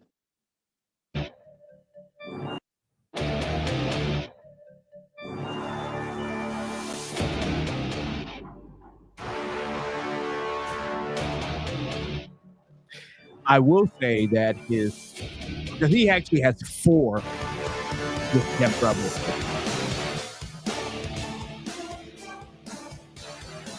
Let me just get this out the way right now. I don't like his second one. No, let me rephrase. I like his second one, but not as much as everything else. I'll just leave that right there, y'all. Yeah. Like he had this song when he was kind of like he was in NXT. He got called up, and he was like, I don't want to call him a face in the crowd, but he was a face in the crowd. Mm-hmm. He had good matches. He was in the championship pictures. He had takeover matches, but he was just kind of just in the mix. But I did like this part of his entrance, though. Like when this part of the song hit, he did the arrow in the ceiling, and it had his name with the lights. That was dope. That was extremely dope.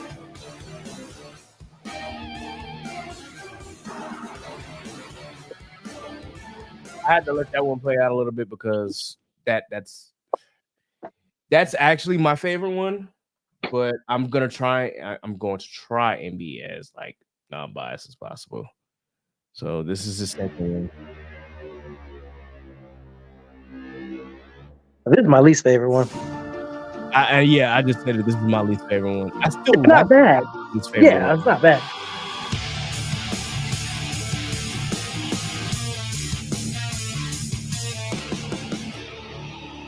It tried to depict him as this like who has two halves of him. So like Damien, that Priest was the good guy, and Damien was the evil version of him.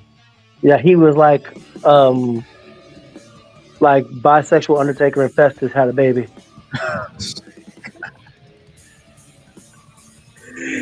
Dog, Damien Priest will never outlive that bisexual Undertaker. He's never beaten those allegations.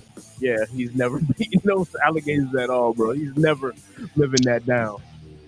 Yeah. Sorry, not sorry. All right, so this is his third one when he joined the Judgment Day, which is a distorted version of his first one. Slowed down.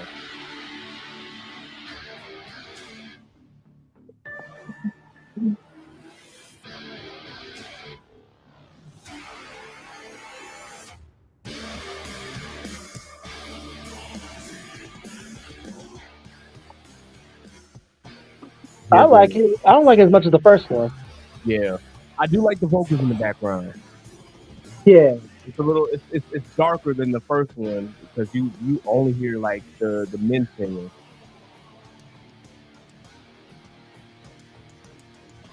I like how he kind of leaned the elements of Punishment Martinez when he took on this role. Mm-hmm.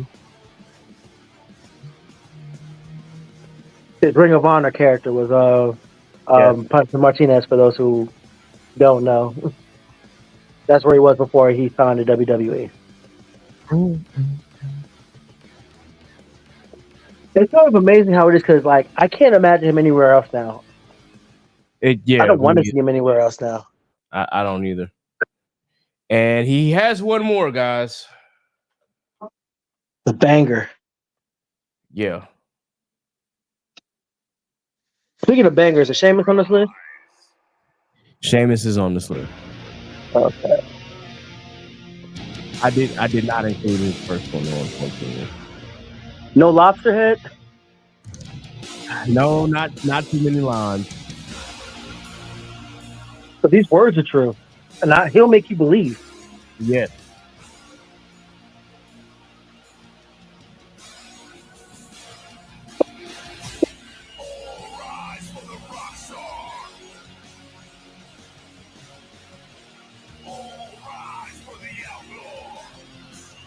Okay, yeah. And I know he worked with that was specifically for this one too.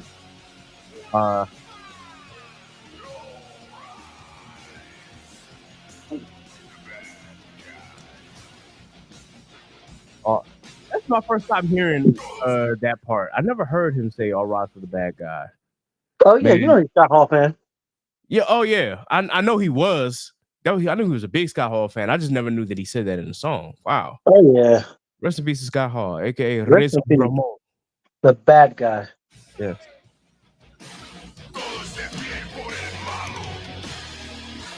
A little bit there was Spanish in there.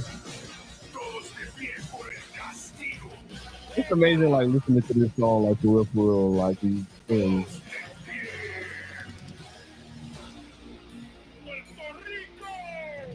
In the random Puerto Rico at that part. Okay. Okay. Hey, he proud of where he from? Yeah, no, for sure. All right, so y'all, I am torn between Infamy and this one. Like, this is why I said this was going to be a hard one for me. Like, I'm torn between the first one and the last one. I don't really care for Sinner. Punishment is just a distorted version of Infamy, so I'm like, okay. But yeah, this one was done so well. But Infamy is just like, it's my favorite one. Maybe just because of, as JB has stated, just his ring entrance when the breakdown part came and he would just stand in the middle of the ring when lights would flash on him and then he's just start bobbing his head like he was a rocker, and then did the arrow into the ceiling and whatnot, and you saw his name and whatnot. That that shit was hard. But this song too, Man, as if we're just judging pure songs, Rise for the Night. Like it's not even. Yeah, like I like it that much. I don't have to think about it too much. Like no shade to Infamy, but I don't have to think about it too hard. man, and I love Infamy. I really love it because I work out to Infamy. Like I just added Rise to the Night, Rise for the Night, excuse me, to my playlist. But yeah, Infamy. Anytime that comes on and I'm lifting, I'm like, oh yeah, I'm in a groove now. But yeah, Oh, Rise for the culture. all right, hold on.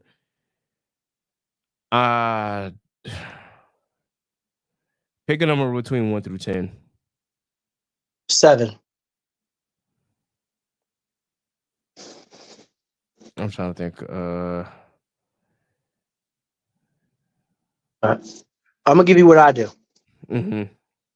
I'm gonna choose for you, and if it feels right, roll with it. And if it doesn't, we'll go the other way. Okay. Rise for the Night. I'm not gonna vote against it. So Okay. since that was it's his 4th Death Rebel. So technically though, that would be Death Rebel 2. Because it took them, I'm not gonna say it took them more than one time to get it right, because in my opinion, Infamy was done right. It But was. yeah. All right. It was. So It was a business decision. It was a character decision. absolutely. Okay. Between him and Rhea going to the Judgment Day, there was no going back for their music. Mhm. Absolutely. We are, how many more people we got? Because we're just getting into, we're at the last of the D's here, and we still got a few more people to get through. So I'm trying to figure out where's a good place to put a pin in it, because good grief. Let's see. We'll do, I guess, a few more, because I think I don't want this to run more than 2 hours or 2.5 hours. So let's go ahead and do the next one, which is everybody's favorite person to hate. Riddle? No? Nah, Dominic Mysterio. I was kidding. The best heel in the business. Indeed.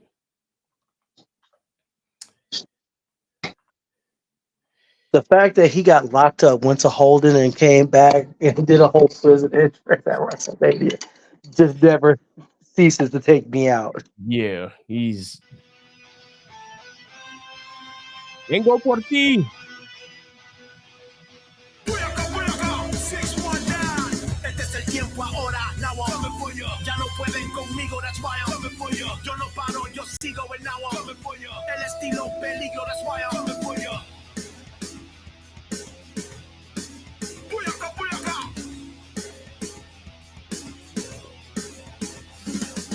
Hands in the air, yo, llego el misterio. New flow, let's go. New fuego for the 619. Better keep them hands. This is CFO Dollar Sign? No, this is Def Rebel. Okay, I'm about to say, like, the timeline was a timeline in my head. Yeah, Okay. that's Def Rebel, and this is Def Rebel 2. Here we go.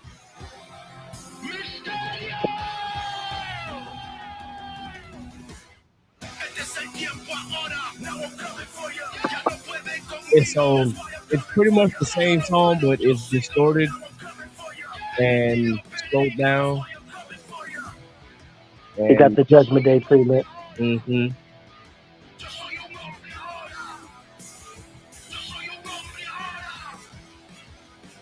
Mysterio!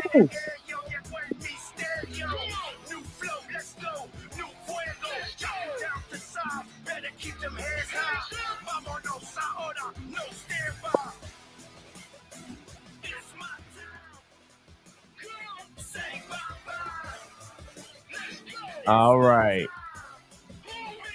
I think both of us kind of agree that his second one was better. Way better. Yeah, it fits his character a lot. So that would be Death Rebel 2. One more point. And so let's go ahead and I'm gonna share the screen with everybody. So this is what our scoreboard looks like so far.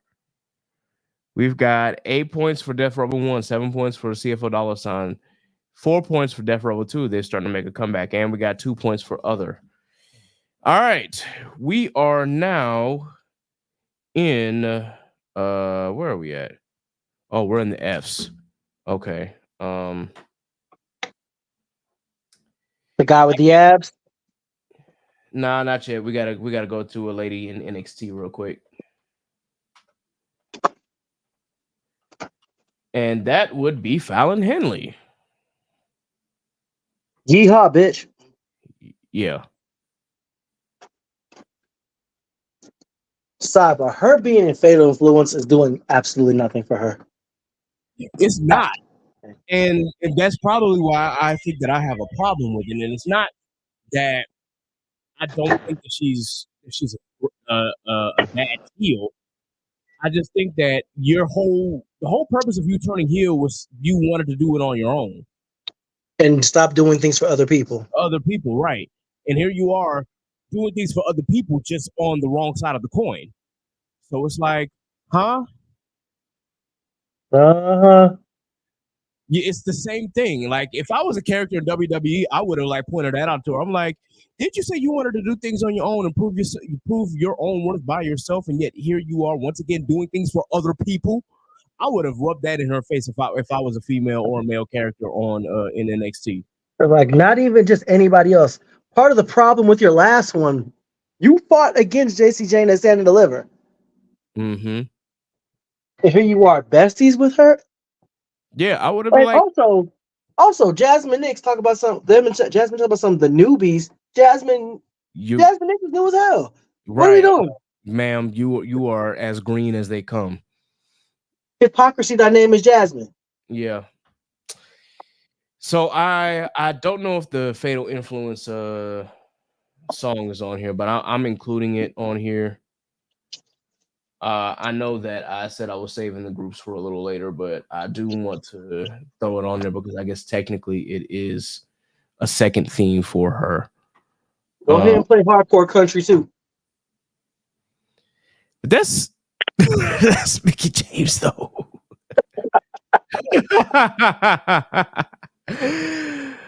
Oh man.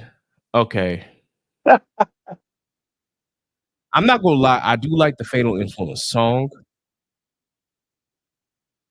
I just don't like the group. And as we said, it's a typical, bad girl group in NXT.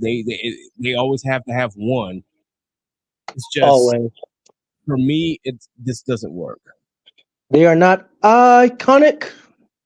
No, it's not the Four Horsewomen. Nope. Not what was the other group? What was the group that Sasha, Charlotte, and Summer Rae? What were they called? I forget. Damn, what was that group's name? Just as you said it, I can't remember, but I remember the group like vividly.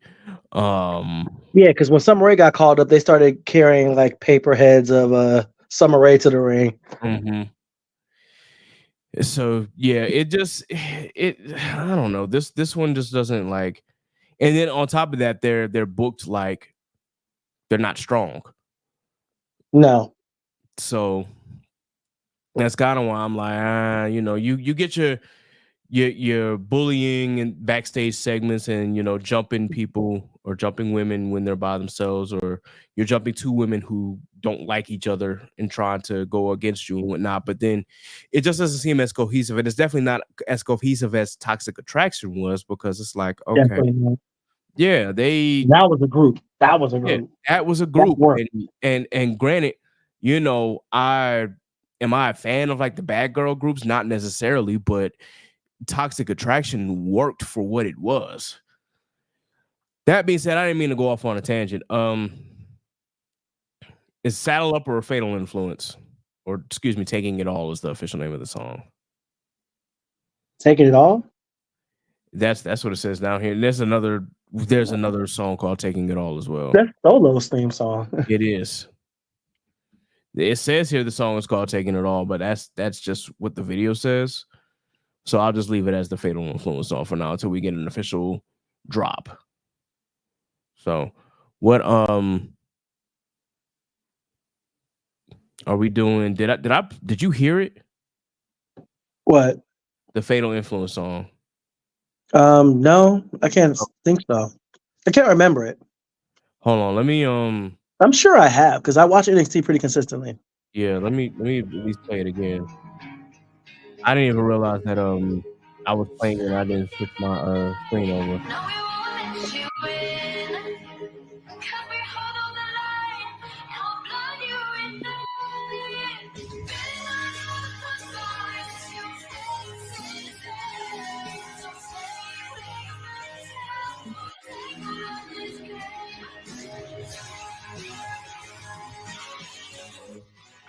I do like the song. Like I really do like the song. I just don't like the group. I can see it growing on me. Yeah. I don't know if it's necessarily my cup of tea, but I can see it growing on me. Okay. So I guess Saddle Up is going to be the definitive answer here then. Since it's Fallon Henley. We'll give it some time to marinate. Meanwhile, they just got this theme song not too long ago. They really did. Let's get to everybody's favorite evil prince. The guy with the abs. The guy with the abs. Yeah. His cheat meal is not conducive to him having his abs, the abs that he has, especially at the age that he is. Cheeseburgers and pizzas are his cheat meals. That boy must do a lot of running. Something. That's all I can think of. Like, yo, you're doing. He does a lot of running. His abs got abs, bruh. Yeah. Which one am I doing? Do I want to do the one without the beginning, or why am I even asking that question? It's the same song. It just doesn't have the heartbeat at the beginning. For the remix. Yeah.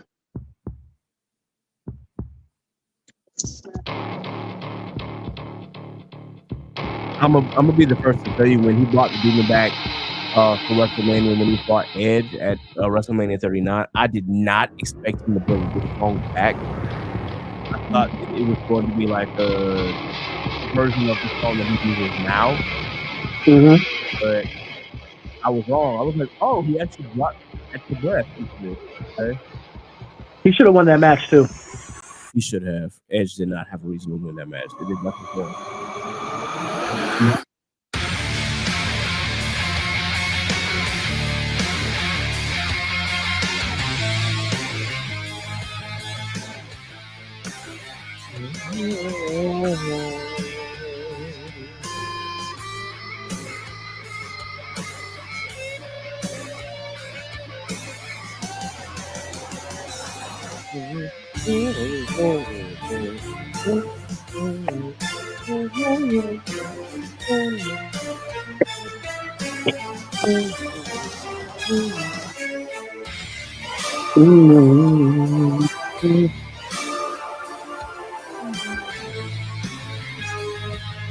All right.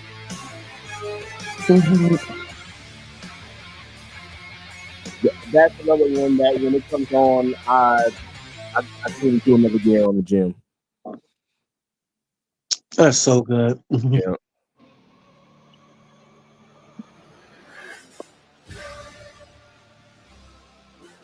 And this is his other song. That was this is Def Level. His first one was CFO Dollar Sign. Those who were trying to figure it out.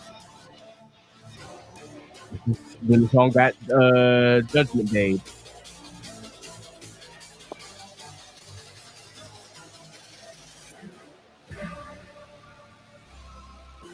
We got one more Judgment Day remix after this. Yep. And it might be the best one. Ain't no might. which is crazy because I actually like her first one. Mm-hmm. Like I really love both of her songs, but yeah, that second one is like, oh god, geez. That's different. All right. What is your choice on that one? It's another one, but the copy of the homework. I understand why, legalities and everything, and character shift. So you do what you got to do on that front. Definitely got to go with the first one. Catch it before.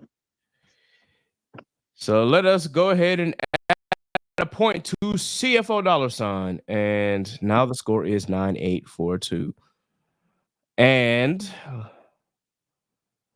I'm going to do these. I think we'll do these next two characters, and then we can put a pin on it and continue later on down the road, because I think we've covered 1, 2, 3, 4, 5, 6, 7, 8, 9, 10, 11, 12, 13, 14, 15, 16, 17, 18, 19, 20, 21, 22, 23, 24.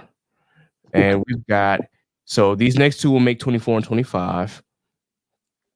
1, 2, 3, 4, 5, 6, 7, 8, 9, 10, 11, 12, 13, 14, 15, 16, 17, 18, 19, 20, 21, 22, 23, 24, 26, 27, 28, 29, 30, 31, 32, 33, 34, 35. That's 36 people, 36, 37 people after this. And then I didn't even cover the tag teams yet. But yeah, let's go ahead and at least knock out these two. Hopefully, when we tackle the others, we can actually have a broader discussion on what we think. But my main man, Gunther, aka Walter Hahn, I'm gonna do the current world heavyweight champion. I am going to do something a little different because technically his song is the first song he'd ever used in WWE, of course, was not CFO $. Correct. For those who don't know, he used Symphony number 9. So let us go ahead and actually play. Oh, I'm playing and I didn't turn the sound on.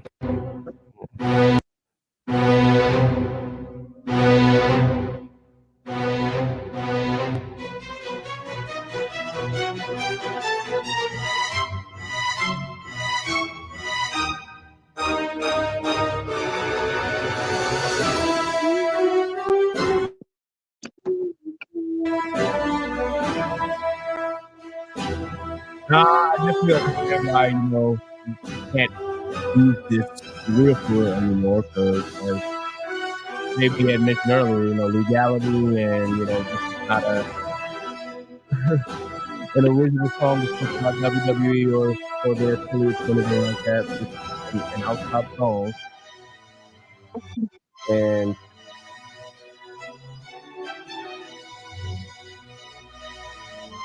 I don't know. I'm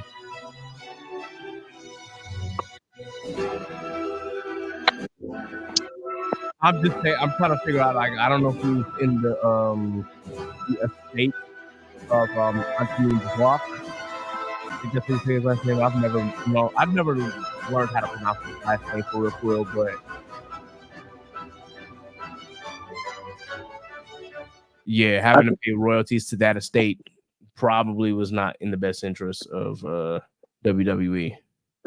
No, not at all. And it's wild because, up until he got a Death Rebel theme, that was the only song he had ever used as a wrestler. Yes.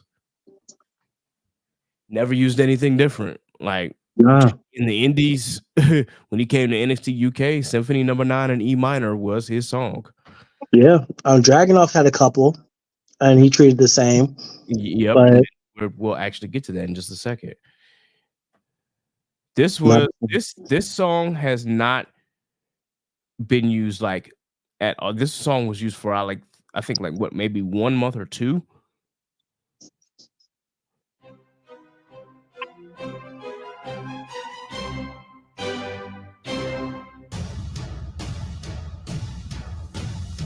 It wasn't long. oh, this lasted like 2 months. Yeah, I was like, he didn't have this song for long at all. Whack ass song. Sorry, I can't take the song on this one. This gives like low level Street Fighter boss. Low level Street Fighter, but not even M Bison. Nah, man, this is like the first boss you fight. Like this is like beating up the car. He said, "Nah, you're not even getting the 4 Master Street." He's like, "It's not even it's not even Vegas, it's not even Ball Rock, it's the car." Yeah. That's the under boss. Wow. All right. That's enough of that one. All right, let me go ahead and get prepared to fight, because that's the one that we all know now. And I'm actually major steps up from that BS we did for. Very much so. That was a bad one. Here we go. At least we got a chance to use the beginning of the scene number 9 for this.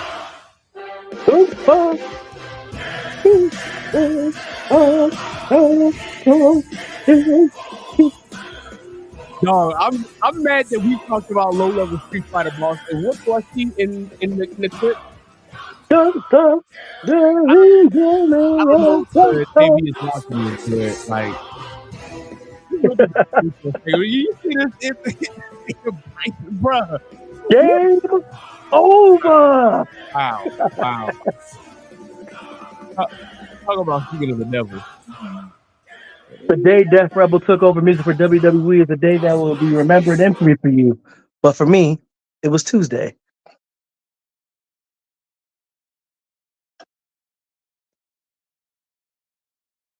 I guess that leaves Symphony number 9 in E minor versus Prepared to Fight. Oh, for sure. So which one do you prefer? God damn it, kid. Man. I'm not gonna lie to you. Like, I do like Prepare to Fight, but something about him coming out to the entirety of Symphony number 9, it's different. I know. And it really should be a slam dunk.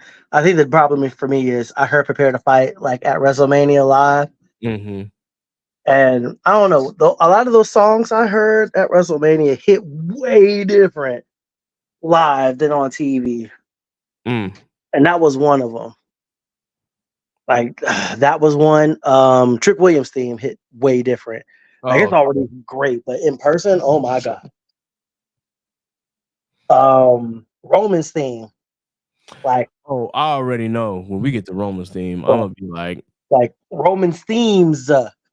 Themes, yeah. I'm gonna be sitting there like, I don't know, because I heard I've been to a few WWE shows where, I've actually heard Head of the Table live, and it's like it's different. I have yet to hear I Am Greatness live, and I'm just like, I can only imagine what that energy feels like. Man, that and The Rock Final Boss. Mm-hmm. That one also hits different live. Yeah. Mama Rose. Well, we got to make a decision. Man. Yeah. Sorry, Prepare to Fight. In good faith, I can't choose it. Yeah. All right. So, Symphony number 9 it is, and that means that Other gets a point. And for our final one for tonight is one of the few men who have actually beaten Gunther in the ring. And I'm not gonna hold you. Their matches are probably my favorite series ever in WWE. Oh, for sure. Absolutely. Ever. Yeah. Like you could take your best of 7 series with other people or your one-off WrestleMania main events. Nah, give me Dragunov versus Walter at Yeah. NXT Takeover. Mm, Give me that. perfection. Absolute perfection. Okay. He actually has a few songs himself. We still had the red eyes.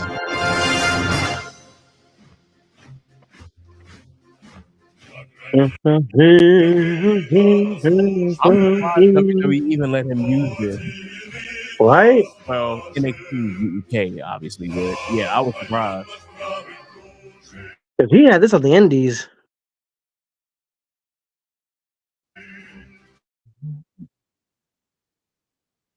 This is Comrades of the Red Army, by the way. This is definitely not by CFO or Def Rebel, guys. It is it's literally a Western theme. I don't want to play it too much because I don't know how much YouTube will come on me for playing that, but I doubt that they'll do anything serious. But still, I don't want to jinx it. This was a theme that did not get a lot of use out of, and that is Sar's Horseman.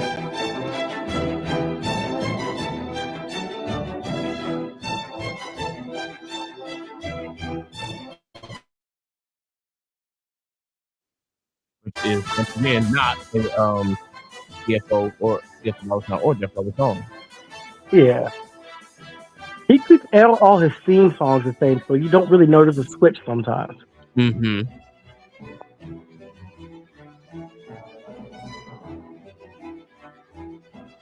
I love the violin in the song. Mm-hmm.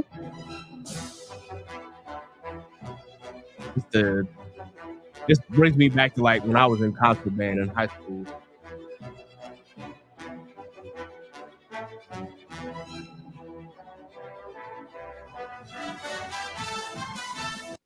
All right, and then finally we get Death Waltz, which is a Def Rebel song.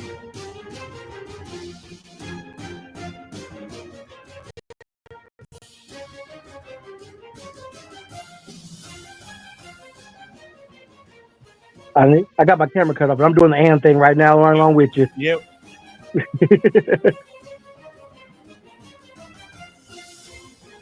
Get well soon, Dragunov. Get well soon. We need Man, you mad dragging you. yes.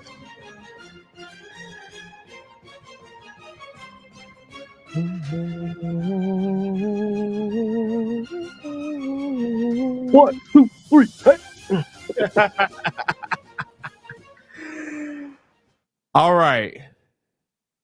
So he has two others and a Def Rebel theme. What are we going with? I'm not gonna hold you. I'm not a fan of Comrades of the Red Army, but Man. for me, it's stuck between Death Waltz and Sar's Horseman. I feel like this is the first one we're actually like split on because I met him using Comrades of the Red Army like on the indie scene. Mm-hmm. So like I associate a lot of who he is with that song. Like I've seen him use it everywhere. I've seen like crowds respond to him use it. So that's like imprinted upon my memory. So I rock to that song super hard. I see. Yeah, that's my favorite one. I ain't gonna hold you. So here's where I'm going to go. I'm going to say Sar's Horseman, which means that the point is just going to go to other. Since you've chosen Comrades of the Red Army and I've chosen Sar's Horseman, that means Def Rebel does not get a point. Okay. All right. So we split on that, but it ended up going to people who have created songs outside of the WWE umbrella. So the final scoreboard for today, guys, we have Def Rebel has not. Death Rebel won, meaning they got it right the first time, at 9 points. CFO dollar sign at 8 points. We have other at 6 points, and we have Death Rebel got it right the second time, or anytime after that, at 4. And we still have a bunch of superstars to cover and a bunch of tag teams to cover too.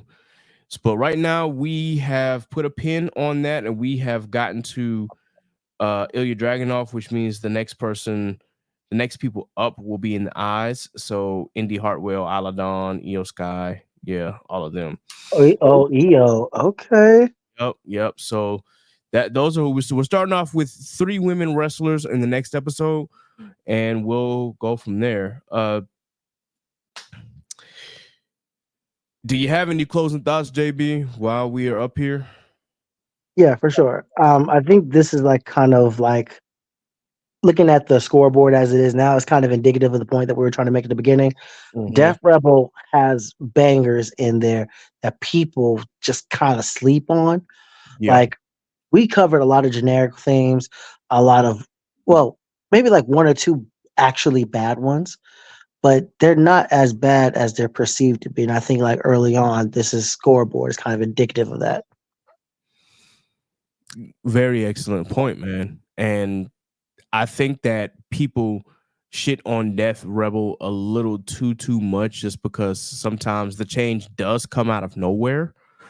And I will give them that, like, okay, wait, we weren't expecting like a new theme song. Like we're just getting used to the older ones. What's going on here? But some of them were necessary changes, like with Braun Breaker, that Destined for Greatness joint. I don't even know why they changed it in the first place. So Death Rebel gave it a 3rd try, and I'm like, okay, this is much better. It's still not the first one, but yeah. And then sometimes Death Rebel do be hitting.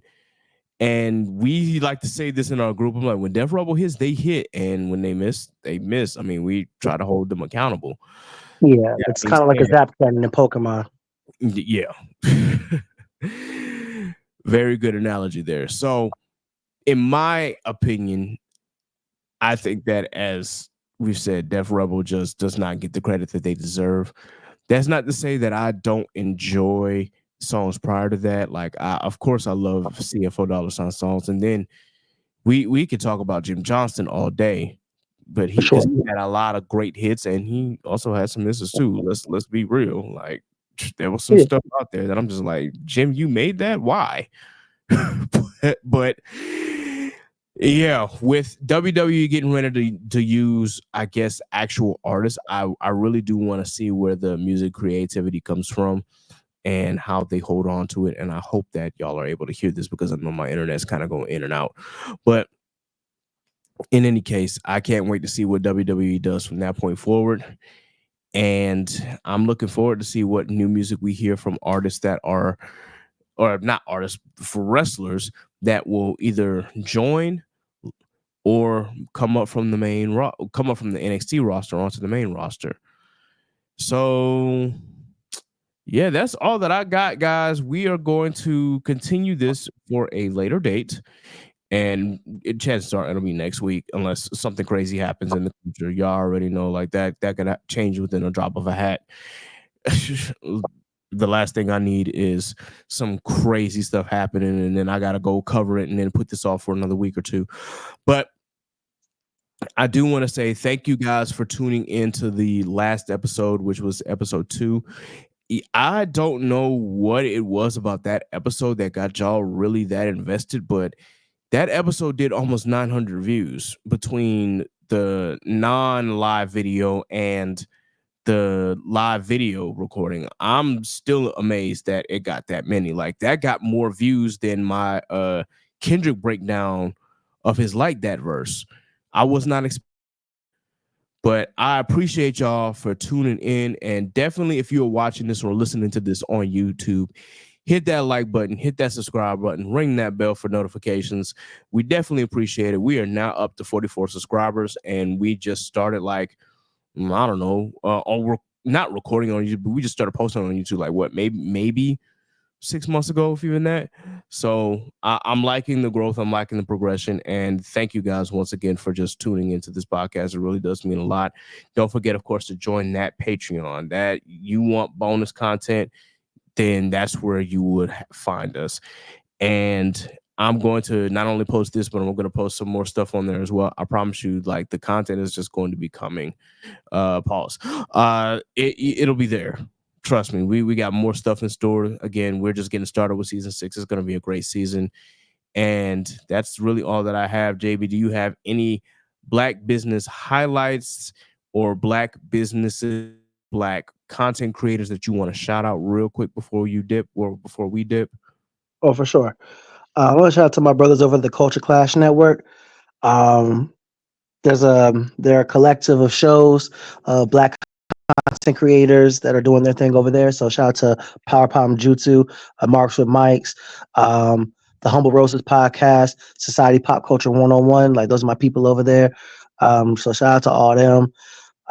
Shout out to all my streamers, man. Shout out to the Dread guys. Shout out to man, it's out of Blur Mind. Like everybody that knows who, everybody that's on Twitter, man, everybody that's on Twitch, like everybody, there's so many of you. But yeah, I see you all. I wish I had more hours of the day so I can spend more time on y'all stuff. Like everybody's doing such a fantastic job right now. We are in an era right now where everybody's coming up. Man, shout out to Studio Maho too, man. Shout out to those guys. Mm-hmm. Like they just started their Kickstarter, so get in tune with God Punch, help them out. like man, there's so many of them. But yeah, man, everybody's doing something. There's so many people. Not for real. We definitely interact with a lot of people, and definitely shout out to Studio Maho. They will be getting a donation from me pretty soon here as well. There's so many people. Y'all already know that I do the rundown at the end of most of the episodes here. Usually I don't do the rundown when we run over 2 hours just to save time. That being said, I am going to try to get through this as quickly as possible. So let me see if I can let me find my list first, because goodness gracious. Okay, so Shogo High Podcast, Inside the Mind of a Blur podcast. You already know those are the other 2 podcasts I'm a part of. Shout out to Mike Check Waifu, Worst Generation Pod, and Blaname Pod.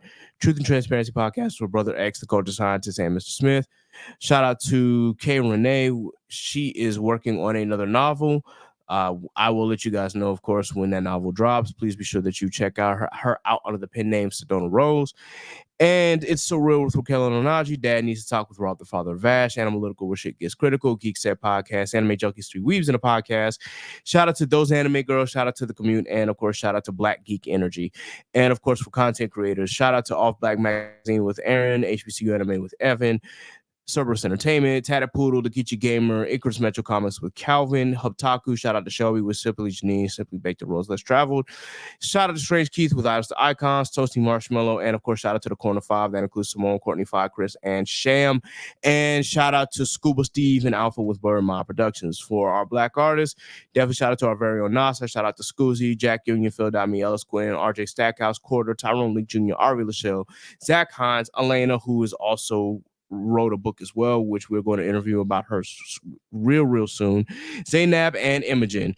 For Black businesses, Already Paid by Dre, Fresh Nurse Righteous Bonds by Timo, KS's Brand by Christina, Cream Cosmetics by Naima, Mind Over Money by Mr. Main, Studio Maho, Constant Moon, She Designs 2, Black Magic / Lit Wands with Low and T, H4 Creative with Zenobia, Real Estate Stone by Mary, Soul by Bell by Mariah, and Scrappy Sentiment by Sappy. Whew, okay. Got through all of that. So y'all, please be sure that y'all check out all of these Black businesses, all of these Black content creators, these Black music artists, and these Black podcasts that we just shouted out.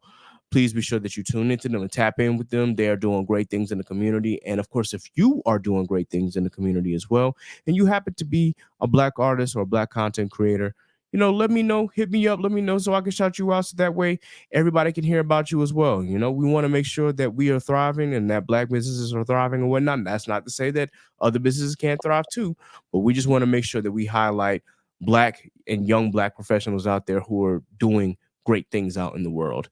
So with that, There will be a part 2 of this wrestling roundtable, but in the meantime, in between time, be sure that you like, share, and subscribe to the Chaotic Culture Podcast on your favorite DSP.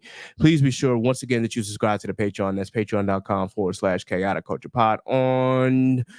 You can donate at any point in time. Of course, again, you can sign up for just $3. You can do 5, 7, 10. It don't matter. Once again, to get access to bonus content and, of course, the episodes like this where we don't have to worry about quote unquote copyright or anything like that. Once again, guys, we still appreciate your support. You can follow us on Facebook at Chaotic Culture Podcast. Of course, you can follow us on Instagram at Chaotic Culture Pod, and you can follow us on X/Twitter at Chaotic Culture 1. You can follow me, Kat the Pro. That's K3D the Pro. I can't talk for some strange reason.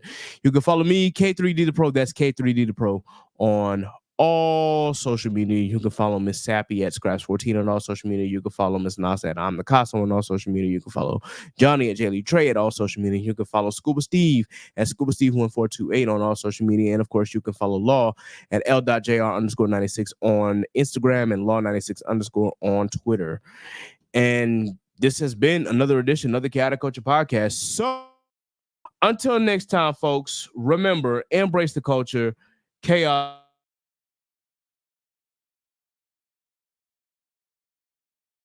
Out of here is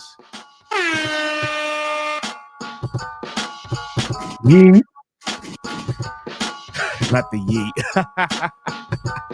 It's the KKP on your mother flipping airways. Hear the name ringing through the halls and the stairways. You were listening to a pod that can segue. All the latest topics guaranteed to fill your headspace. It's a safe place to voice your opinion. Say what you feel just like you're a kid again. Kid the Pro and friends black as obsidian. Chaotic culture, that's the world we living in. So what's the word? You are now tuned in to the Chaotic Culture Podcast. And